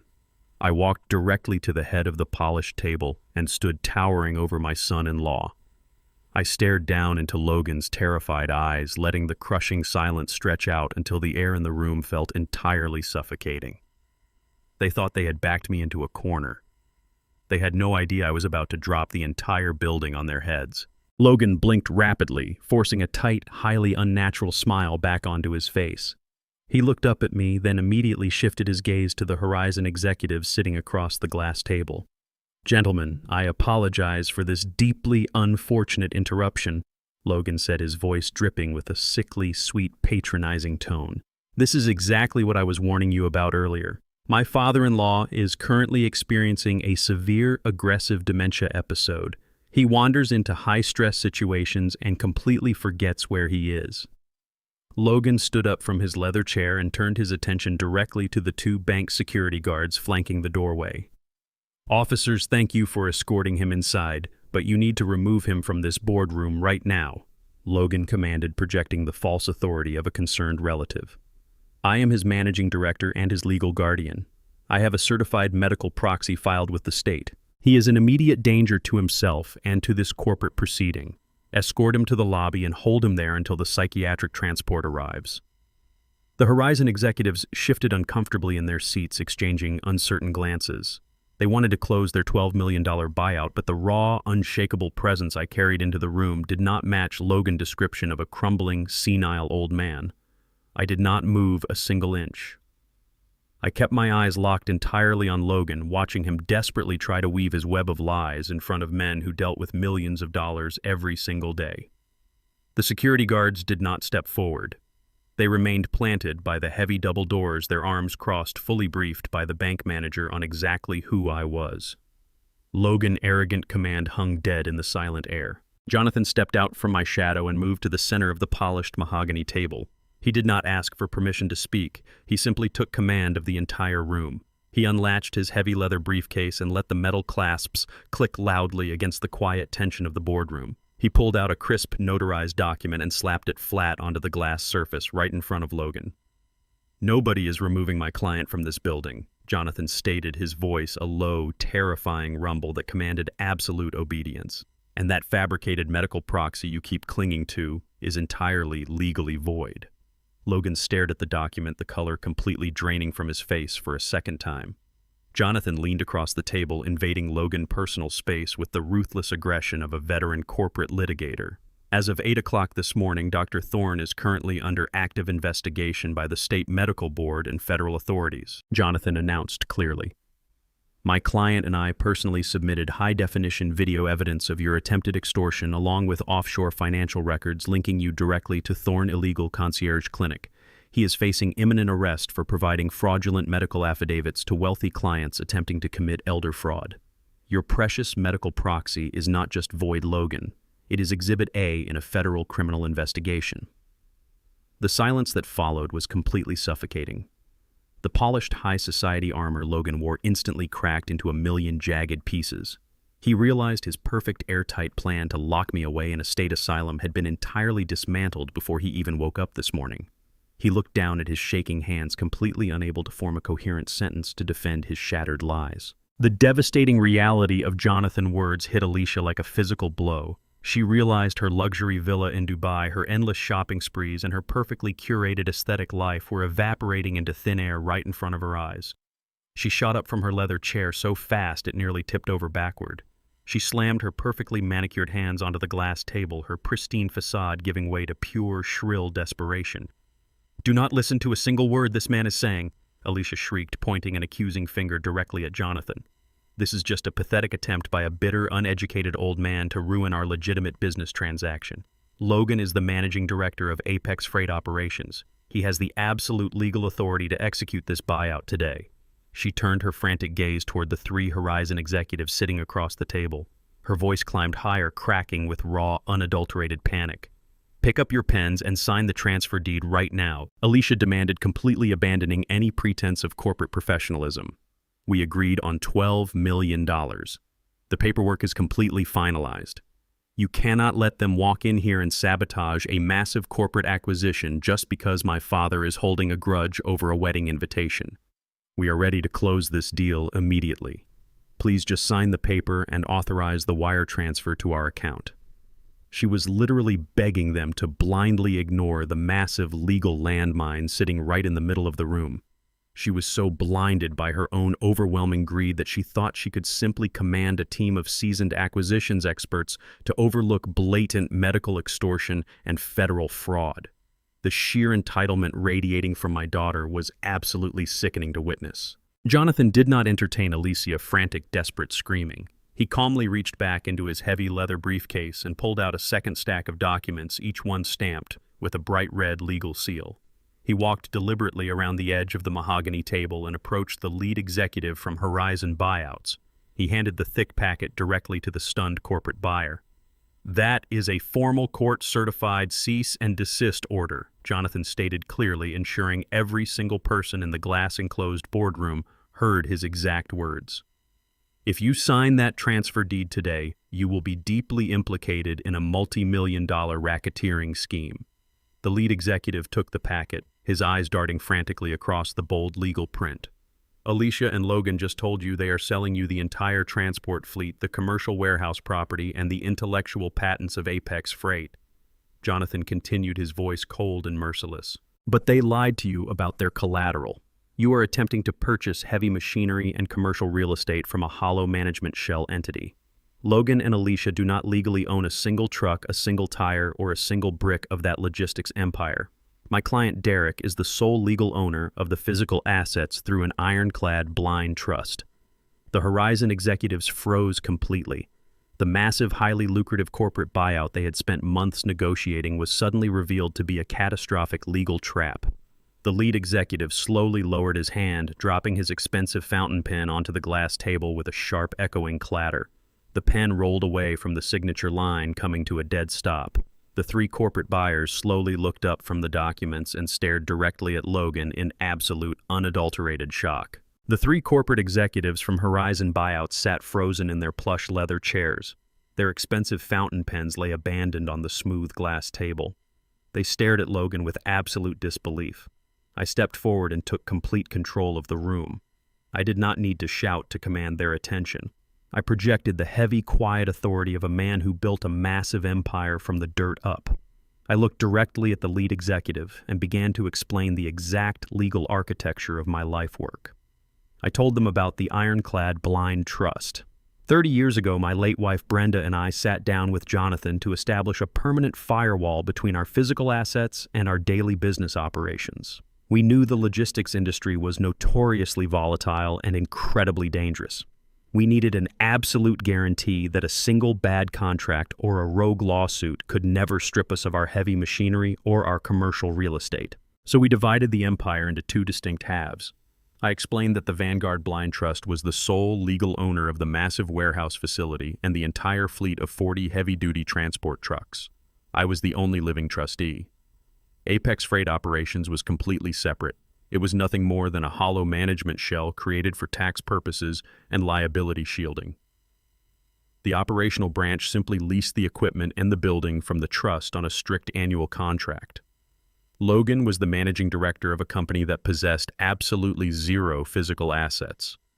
He was attempting to sell $1 billion house while only holding the keys to the front gate. Logan sat perfectly still at the head of the conference table.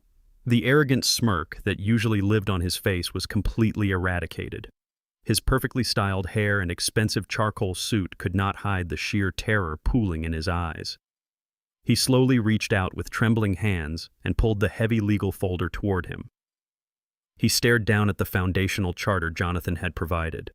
I watched his eyes dart frantically across the dense paragraphs and the official state seals. He was desperately searching for a loophole or a typographical error that could save his elaborate offshore escape plan. But Jonathan did not make mistakes. Logan read the specific clauses defining his role.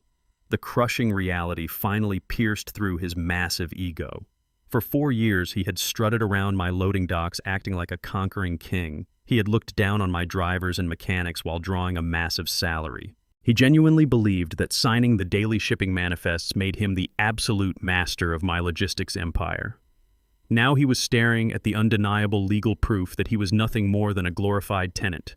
He never owned a single 18-wheeler. He never owned a single brick of the warehouse. He realized he had just used millions of dollars in stolen collateral to secure his illegal high-interest loans. His grand corporate scheme collapsed into dust right in front of his eyes. He was not a brilliant business mind orchestrating a massive buyout. He was just a thief who had accidentally locked himself inside the vault. He looked up at me with his jaw hanging open, finally understanding that I had allowed him to build his own prison cell.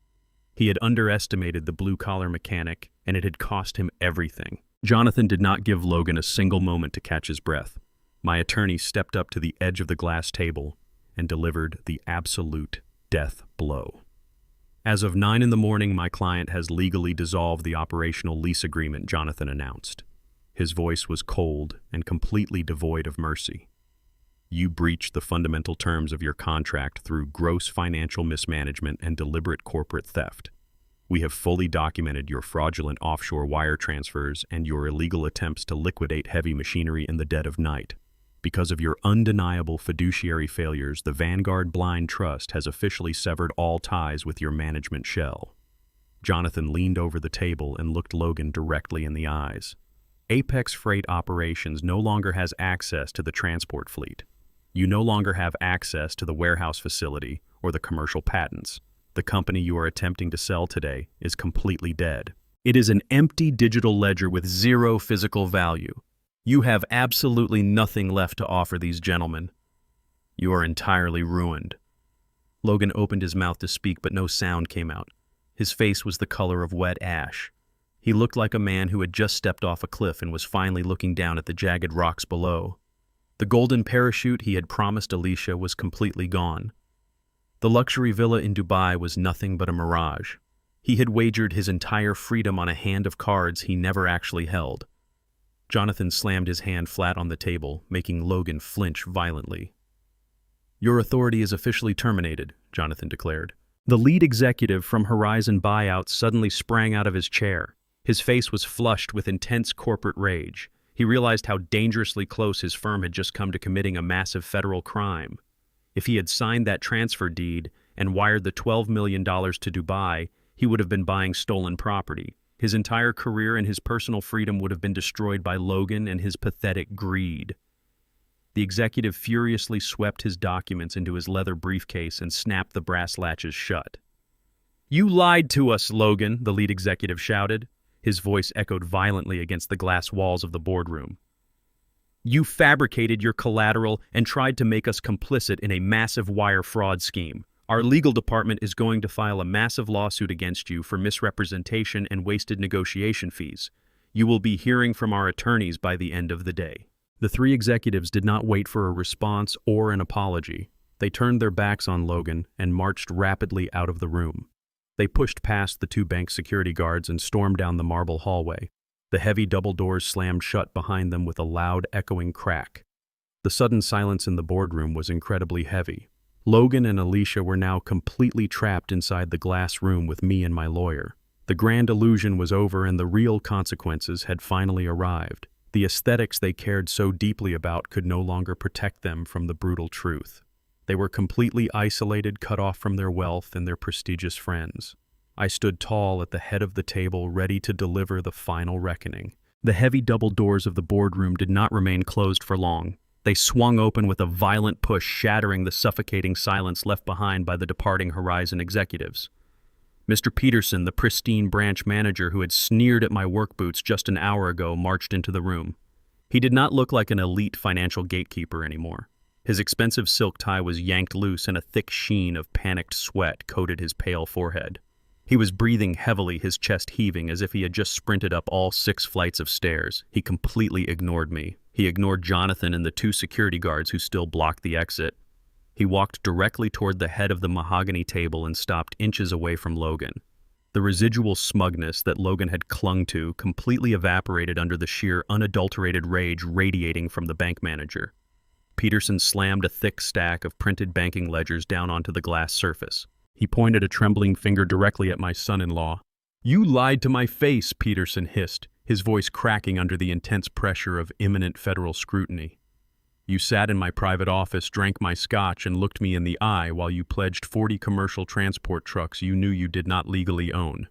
You used fraudulent documentation to bypass our collateral verification protocols and secure a $2 million commercial line of credit. I staked my entire professional career on your corporate profile, and you turned me into an unwitting accomplice in a massive federal bank fraud scheme." Logan shrank back into his plush leather chair, trying to physically distance himself from the furious manager. He opened his mouth to stammer an excuse, but Peterson cut him off completely. "Do not bother trying to speak," Peterson commanded, his voice shaking with furious indignation. "Our legal compliance team is already on the phone with federal banking investigators. The moment your attorney presented the foundational charter of the Vanguard Blind Trust, our internal fraud protocols were automatically triggered. We ran an immediate emergency audit on every single piece of collateral you listed in your application. Every truck, every square foot of that warehouse, and every piece of heavy machinery belongs exclusively to a protected trust. You submitted falsified asset declarations. Because of your deliberate and malicious misrepresentation, First Sterling Bank is taking immediate retaliatory action." Peterson leaned over the table, glaring down at Logan with absolute disgust. "As of this exact second, every single financial account associated with your name has been completely frozen. We have locked the operational accounts for Apex Freight. We have locked your personal checking accounts. We have seized your joint savings accounts, your mutual fund portfolios, and your private emergency reserves. We even froze the offshore wire transfers that were pending clearance to the Cayman Islands. You have absolutely zero access to a single cent within our institution." Alicia let out a sharp, breathless gasp. She gripped the edge of the glass table, her knuckles turning bone white as the reality of Peterson's words crashed over her. She tried to interrupt, claiming that her personal funds were entirely separate from the corporate logistics accounts. Peterson did not even bother to look at her. He kept his furious gaze locked squarely on Logan. "When you pledge fraudulent assets to secure a federal loan, you forfeit your right to financial privacy," Peterson stated coldly. "The bank has officially seized everything you possess to mitigate our exposure to your criminal theft. You are completely locked out of the financial system." The nightmare was not over for them. Peterson straightened his posture, pulling a single sheet of paper from the top of the stack he had slammed onto the table. It was printed on the official heavy cardstock of the bank's legal department. Furthermore, Peterson announced, his tone shifting into the rigid, uncompromising cadence of a corporate executioner.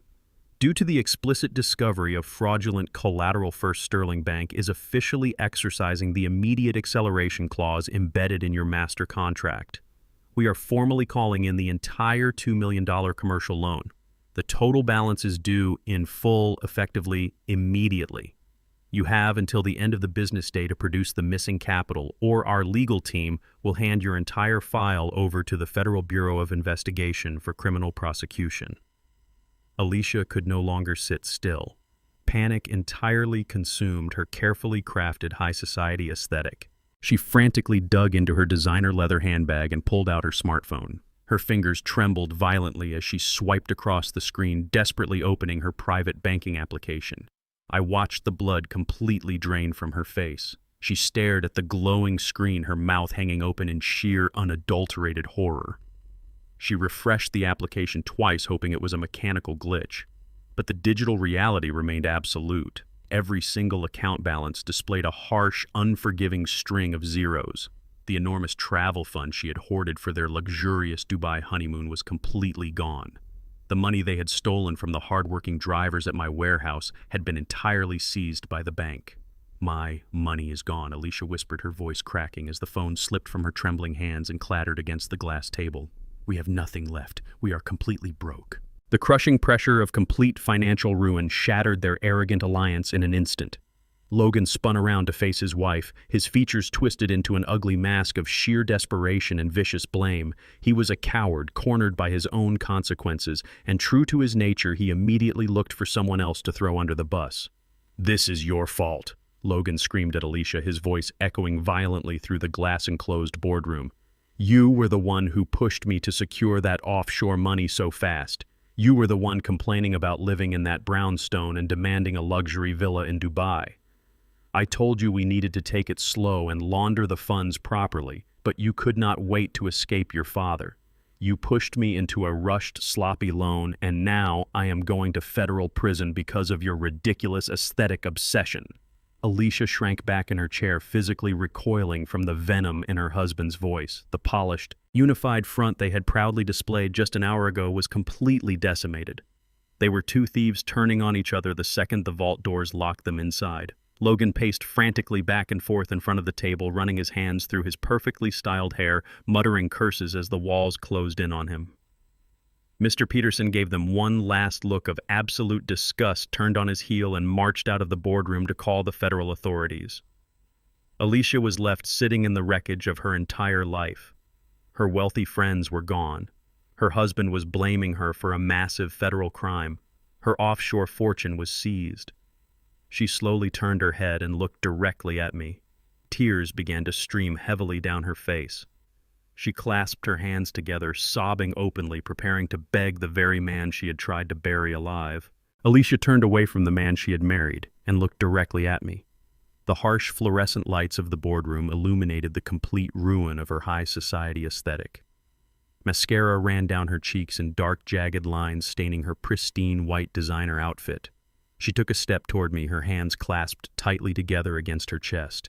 She looked exactly like the little girl who used to run to me when she scraped her knee on the driveway, begging her father to fix the pain. "Dad, please," she sobbed, her voice trembling violently as she tried to bridge the massive canyon she had dug between us. "You cannot let this happen to us. The bank is going to take everything. We will be completely ruined.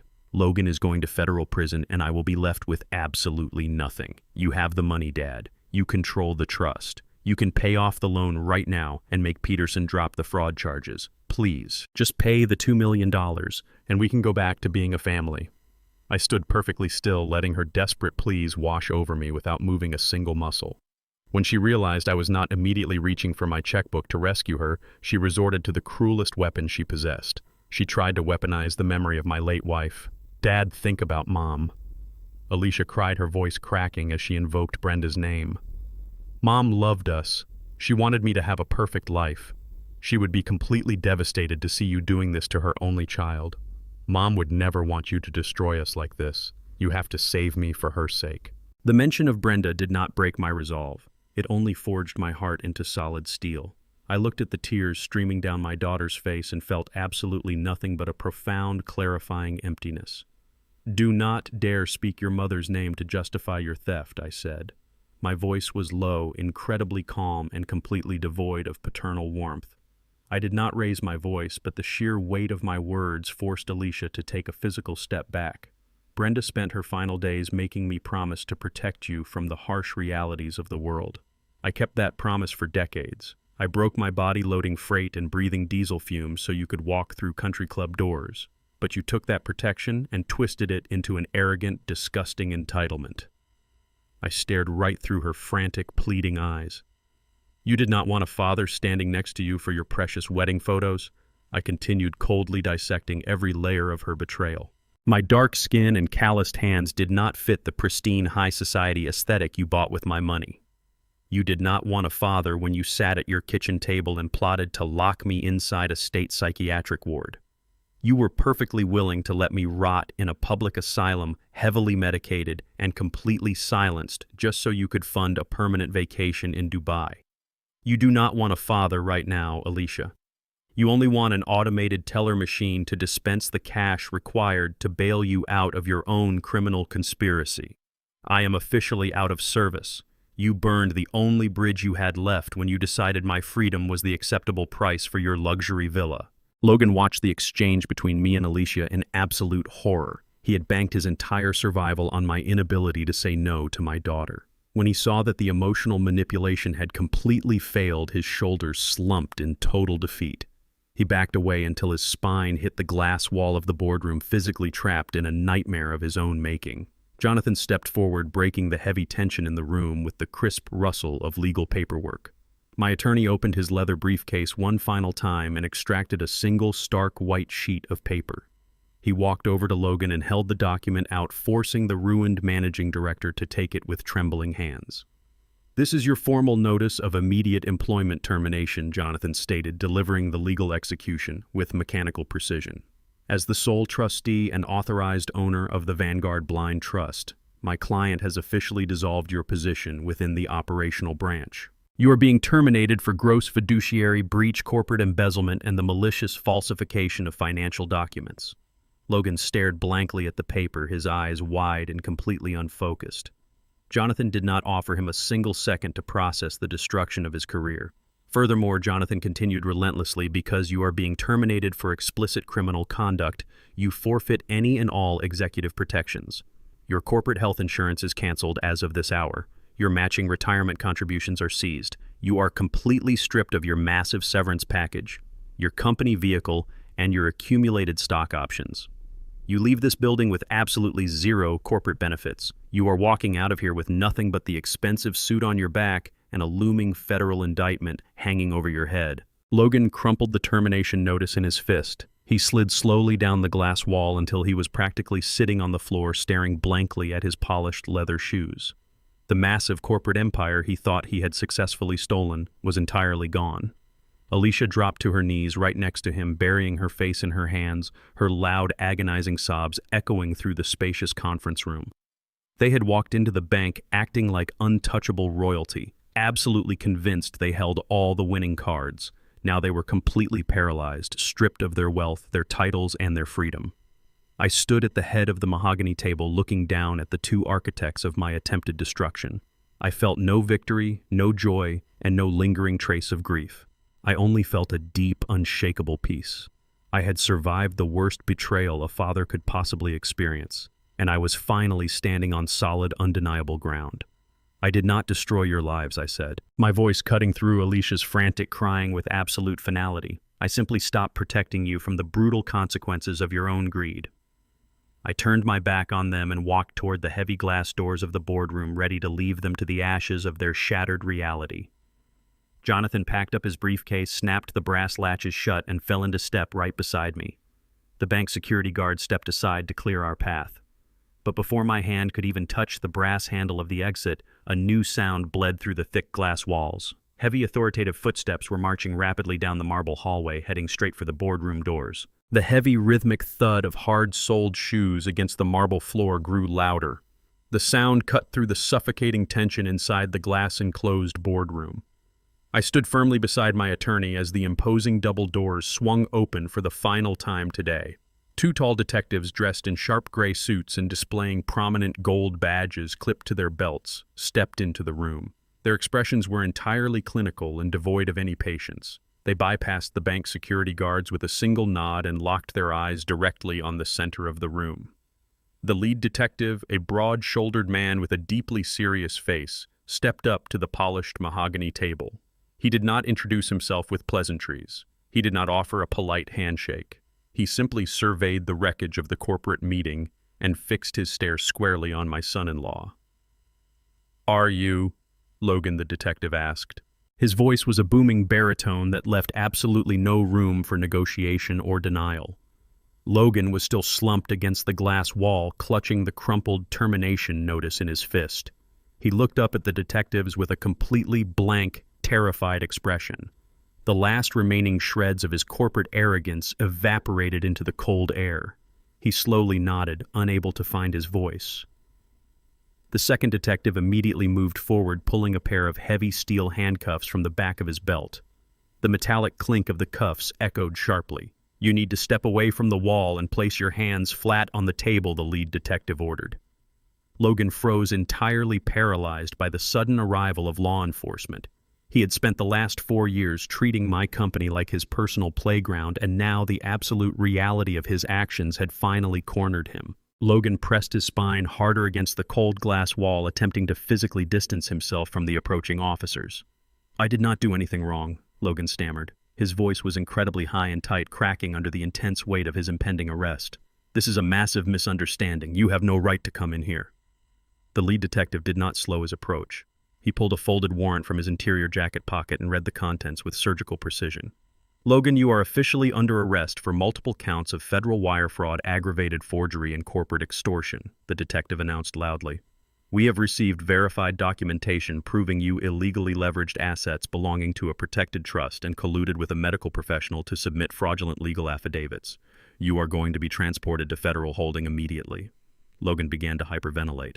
The immaculate charcoal suit he had purchased with my stolen money was now drenched in cold sweat.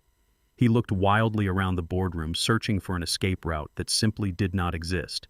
He turned his panicked gaze toward Jonathan, begging my attorney to intervene and clarify the supposed misunderstanding. Jonathan simply adjusted his briefcase and stared back with a look of absolute zero mercy. "You cannot arrest me," Logan yelled, pressing his hands flat against the glass. "I am a managing director. I demand to speak to the bank manager right now." The second detective grabbed Logan by the shoulder, spinning him around with absolute authority. "The bank manager is the exact person who flagged your fraudulent transactions an hour ago," the detective stated coldly. "Your entire financial network has already been seized. Put your hands behind your back right now." Logan actively resisted the officer attempting to yank his shoulder away from the firm grip. It was a pathetic final display of defiance from a man completely out of options. The detective did not tolerate the struggle. He swiftly kicked Logan's legs apart and forced him face first against the thick glass wall of the conference room. The loud thud of Logan's body hitting the glass made Alicia scream. The detective twisted Logan's arm securely behind his back and clamped the heavy steel handcuffs around his wrists. The sharp metallic clicking finalized the absolute destruction of his elite corporate facade. Logan was breathing heavily, his cheek pressed hard against the cold glass. He turned his head frantically, trying to lock eyes with his wife. "Alicia, call my lawyer right now." Logan screamed, his voice raw with pure panic. "Call the firm and tell them to wire my bail money. Tell them I need a defense attorney down at the precinct before they book me. Do it right now." Alicia stood frozen next to the mahogany table. Tears continued to stream down her face, ruining her flawless makeup. She looked down at her glowing smartphone resting on the table. The banking application was still open, displaying the harsh string of zeros across every single account she possessed. "I do not have any money," Alicia sobbed openly, her entire body shaking. "They locked all the accounts, Logan. I cannot call anyone. The offshore transfers were stopped. I cannot even afford to pay for a taxi ride home." Logan stared at her in complete disbelief, realizing the depth of his total ruin. The high society life they had so ruthlessly stolen from my sweat and labor had completely evaporated, leaving them both entirely defenseless. The detectives did not give Logan another second to argue with his wife. They grabbed him firmly by his biceps and hauled him away from the glass wall. Logan stumbled awkwardly, his polished leather shoes slipping on the marble floor as they marched him toward the exit. He kept shouting frantic instructions to Alicia, but his voice quickly faded as the officers dragged him out of the boardroom and down the long corridor. The heavy double doors swung shut, leaving a profound, deafening silence in their wake. The massive glass-enclosed room was finally entirely still. Alicia was left standing completely alone in the center of the corporate wreckage. She clutched her expensive designer handbag tightly to her chest, a useless accessory that no longer held a single dollar of actual value. The wealthy elite friends she cared so much about were not here to save her. Her arrogant husband was currently sitting in the back of a police cruiser. I buttoned my heavy canvas coat and adjusted the collar. I did not offer her a parting word of comfort. I did not deliver a final angry lecture. I had already said everything that needed to be said. I simply turned my back on my daughter and walked toward the exit. I walked right past her, keeping my eyes fixed straight ahead. I pushed open the boardroom doors and stepped out into the bank lobby, leaving her completely isolated in the pristine cage she had built for herself.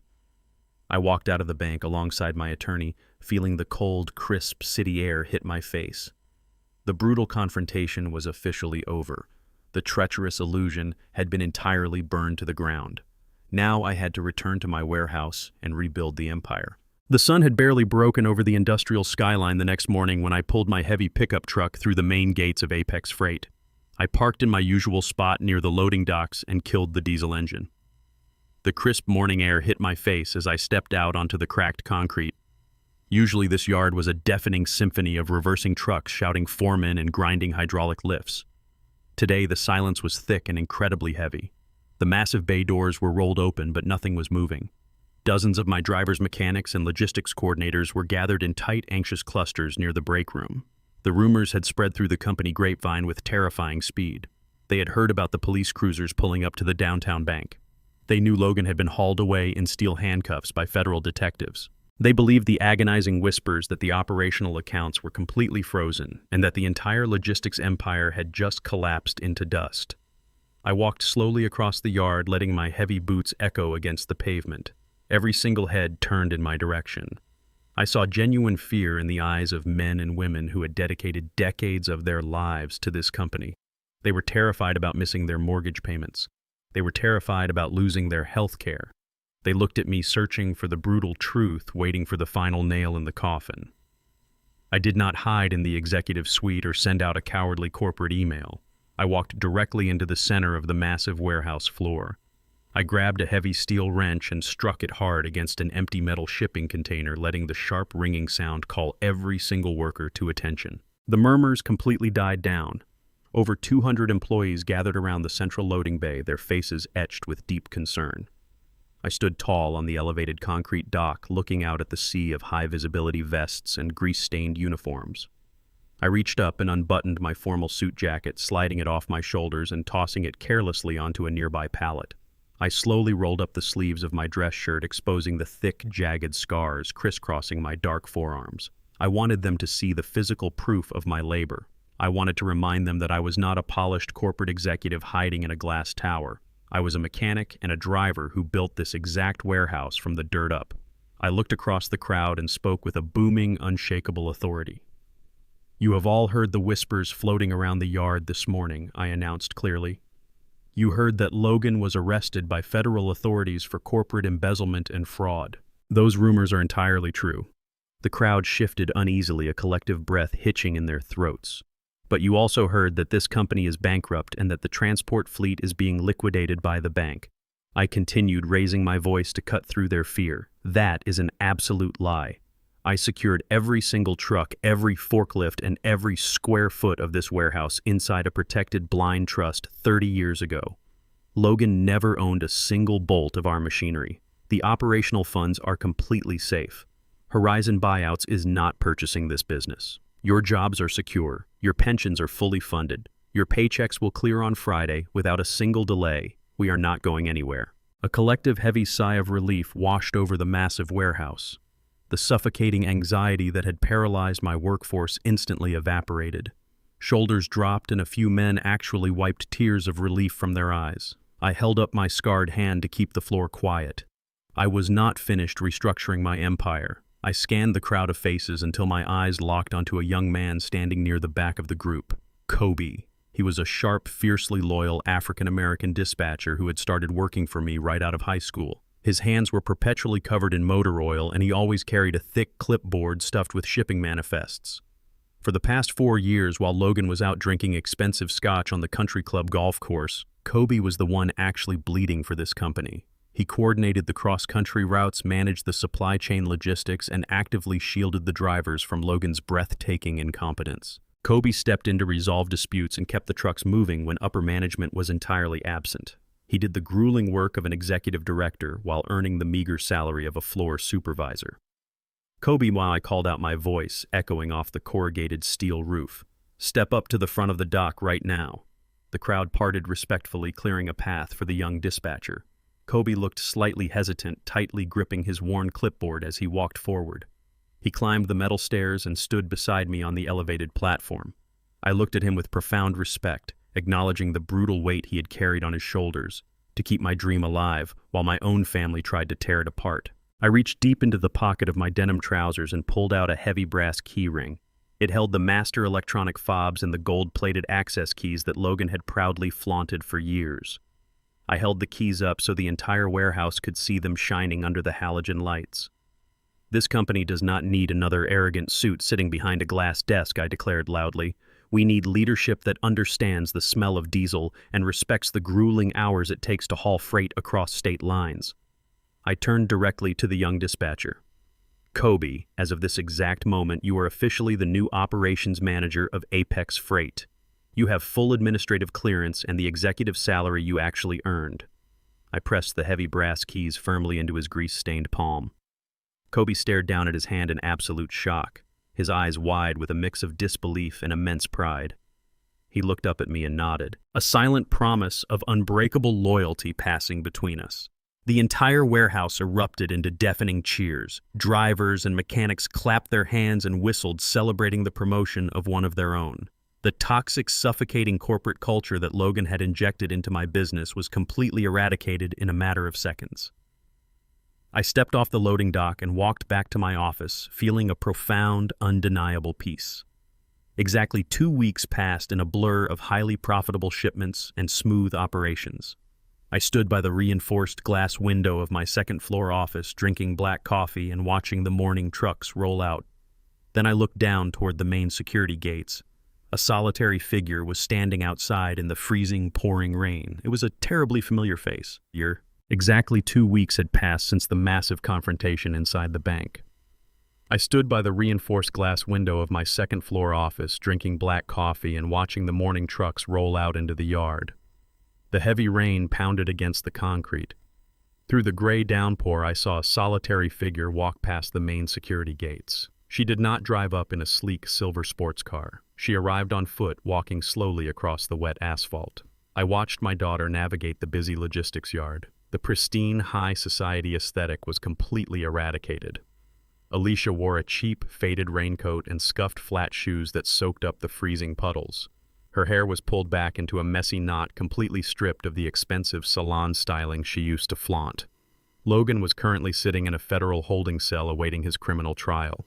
Since the bank seized all their assets and flagged their shared portfolios, he could not afford to post bail. He was locked away, leaving Alicia entirely exposed to the brutal reality they had created. She flinched violently as a massive diesel truck blew its air horn right next to her. The mechanics and drivers on the floor barely glanced in her direction. She was no longer the arrogant wife of the managing director. She was just another person walking through the cold rain. I watched her approach the metal stairwell leading up to the executive suites. She gripped the cold iron railing and slowly climbed the steps, her head bowed in absolute defeat. The heavy door to my office slowly pushed open. Alicia stood before my massive oak desk. She was shivering, dripping rain onto the industrial carpet. She looked absolutely exhausted and profoundly humiliated. She wrapped her arms around herself, refusing to look me directly in the eyes. I did not offer her a warm towel. I did not ask her to sit down in the plush leather chair. I simply waited for her to speak. "Dad, I lost the apartment." Alicia whispered, her voice cracking under the weight of her utter ruin. The landlord ran a background check and saw my connection to Logan and his federal wire fraud indictment. He handed me an eviction notice yesterday morning. I slept on a cot at a local women's shelter last night. I took a slow sip of my coffee, letting the silence stretch between us. She shifted uncomfortably on her feet. I tried to find a job in the corporate sector, she continued, tears welling up in her bloodshot eyes. I applied to a dozen marketing firms and real estate agencies, but the scandal is everywhere. No one will hire me. The moment they see my last name, they throw my resume in the trash. I have absolutely zero money, Dad. My credit is completely destroyed. I cannot even afford to buy groceries. She finally looked up at me, her eyes filled with a desperate, pleading hope. "I know I was wrong," Alicia pleaded. "I know I made unforgivable mistakes, but I need to get back on my feet. Please, just give me an executive director position here at the company. I know the business structure. I can work in the upstairs offices and earn a proper salary so I can afford a divorce lawyer and a decent place to live. Just give me an executive title to help me survive." I set my ceramic coffee mug down on the wooden desk. I looked at the daughter who had actively conspired to lock me inside a state psychiatric ward just 2 weeks ago.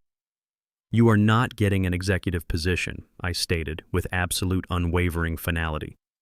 "You have zero actual logistics experience. You possess zero management skills. Your only track record consists of enabling massive corporate embezzlement and attempting to extort your own father for a luxury vacation in Dubai. I will not insult the hardworking men and women of this company by placing an unqualified, entitled liability in a position of power over them." Alicia gasped softly, her shoulders slumping forward as the last shred of her unearned privilege evaporated. She realized I was not going to hand her a golden parachute. I stood up from my desk and walked around to stand right in front of her. I pointed toward the reinforced glass window overlooking the massive warehouse floor. "Look down there," I commanded. Alicia slowly turned her head and looked through the glass. Down on the ground level, right next to the massive, roaring loading dock doors, sat a small, battered metal desk. It was completely exposed to the freezing winter drafts and the suffocating summer heat. The noise of grinding gears and hissing air brakes around that desk was absolutely deafening. "That is the shipping manifest station," I explained coldly. "It is loud. It is dirty. You will smell like diesel fuel and exhaust smoke every single day. That is the only place available for you in this building." I walked back to my desk and pulled a blank employment contract from my top drawer. "I am offering you an entry-level clerical position," I told her, sliding the paper across the smooth wood. "You will log the incoming freight manifests and track the diesel mileage for the outbound fleet. You will clock in at 6 o'clock in the morning and you will clock out at 6 o'clock at night. You will be paid the exact state minimum wage. You will report directly to Kobe on the main floor. You will receive absolutely zero special privileges, and if you are late for a single shift, Kobe will write you up and terminate your employment." Alicia stared at the piece of paper in pure horror. The reality of grinding blue-collar labor was completely suffocating her. She began to cry, begging me for a desk upstairs in the quiet, climate-controlled offices. She pleaded for a slightly higher wage to afford a better apartment. I did not respond. I stood in total silence, letting the brutal weight of her situation crush her remaining pride. She had literally nowhere else to go. Her wealthy friends were gone. Her offshore accounts were seized. The shelter cot was her only alternative. Alicia swallowed her pride, picked up the cheap plastic pen from my desk, and signed her name on the bottom line. I opened my bottom drawer and pulled out a neon yellow high-visibility safety vest. I handed it to her without a word. I turned back to the window drinking my coffee as I watched my daughter slowly walk down the metal stairwell. She slipped the bright yellow vest over her cheap wet coat and sat down at the rusted metal desk on the loud, dusty concrete floor. The brutal reality of hard labor had finally begun. 6 months passed since the cold morning my daughter put on that yellow safety vest. I stood on the elevated ridge of a massive commercial construction site right in the center of the city. The morning sun beat down on the hard hats of my crew. Below me, a dozen of my heavy-duty excavators were actively breaking ground for the new municipal hospital. The deep, rhythmic pounding of hydraulic breakers and the roar of diesel engines filled the air. It was the sound of sheer progress. Since excising Logan from the operational branch, the business had expanded beyond my most ambitious projections. Kobe proved to be a brilliant operations manager. He secured 3 massive municipal contracts in a single quarter, effectively doubling our annual revenue.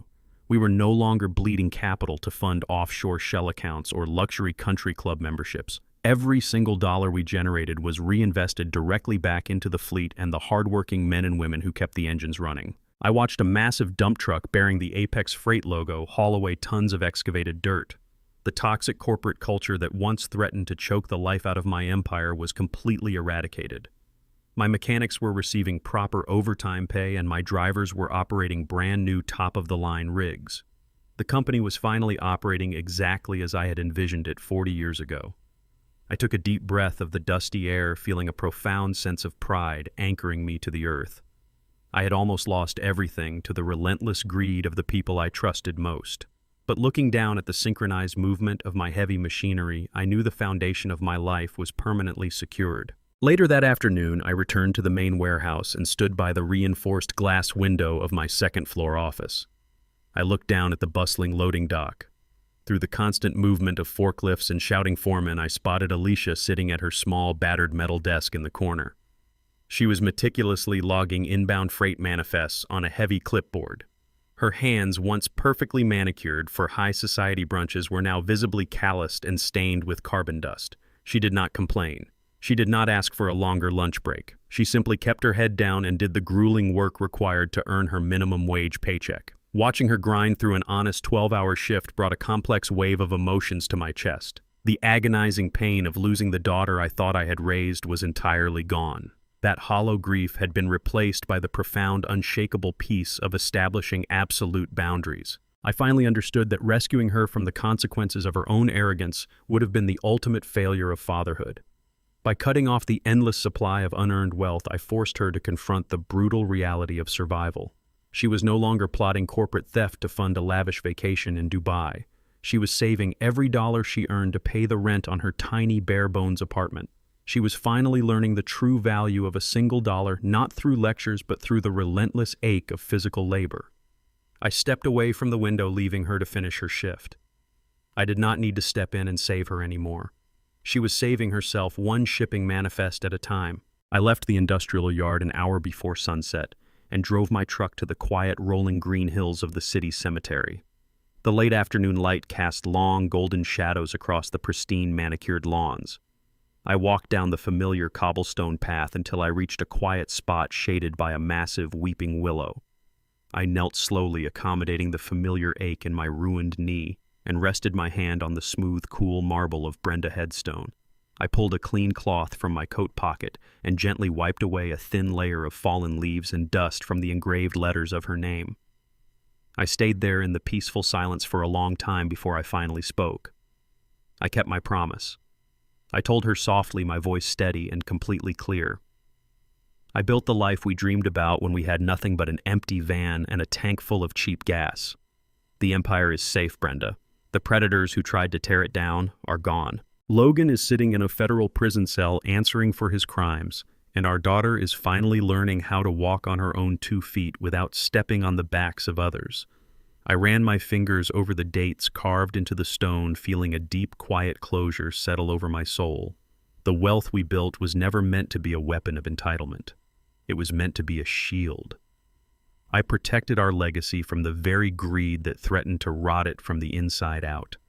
I promised her that the company would continue to provide for honest, hardworking families for generations to come. The foundation was pure again, washed clean of the poison. I pushed myself up from the soft grass as the sky burned into brilliant shades of deep orange and crimson. The cool evening breeze carried the scent of pine and impending rain. I said a quiet final goodbye to the only woman I ever truly loved and walked back down the winding cobblestone path toward the parking lot. I did not walk toward a sleek silver sports car or a chauffeur-driven luxury sedan. I walked straight up to my beloved rusted old pickup truck. The dented side panels and the faded paint were physical badges of honor, proving that I had survived every single storm the world had thrown at me. I gripped the worn door handle, climbed up into the familiar driver's seat, and closed the heavy steel door. I slid the key into the ignition and turned it forward. The massive diesel engine roared to life, instantly a deep, powerful rumble that vibrated right through the soles of my heavy work boots. I sat there for a moment, listening to the steady rhythm of the motor, feeling the absolute totality of my victory. I did not need elite country club memberships or expensive tailored suits to validate my existence. I was a man who commanded a massive industrial empire. I commanded the unwavering respect of 200 loyal employees. And most importantly, I commanded the absolute trajectory of my own life. I shifted the heavy transmission into gear and steered the truck out of the iron cemetery gates. The open road stretched out endlessly ahead of me, bathed in the fading golden light. I stepped firmly on the gas pedal and drove forward into the sunset, wealthy, respected, and finally completely free. Did this story of justice and resilience resonate with you? Hit the like button, subscribe to the channel for more powerful life stories, and let me know in the comments below which city you are listening from. Share this video with someone who needs to hear the truth about family boundaries and earned success.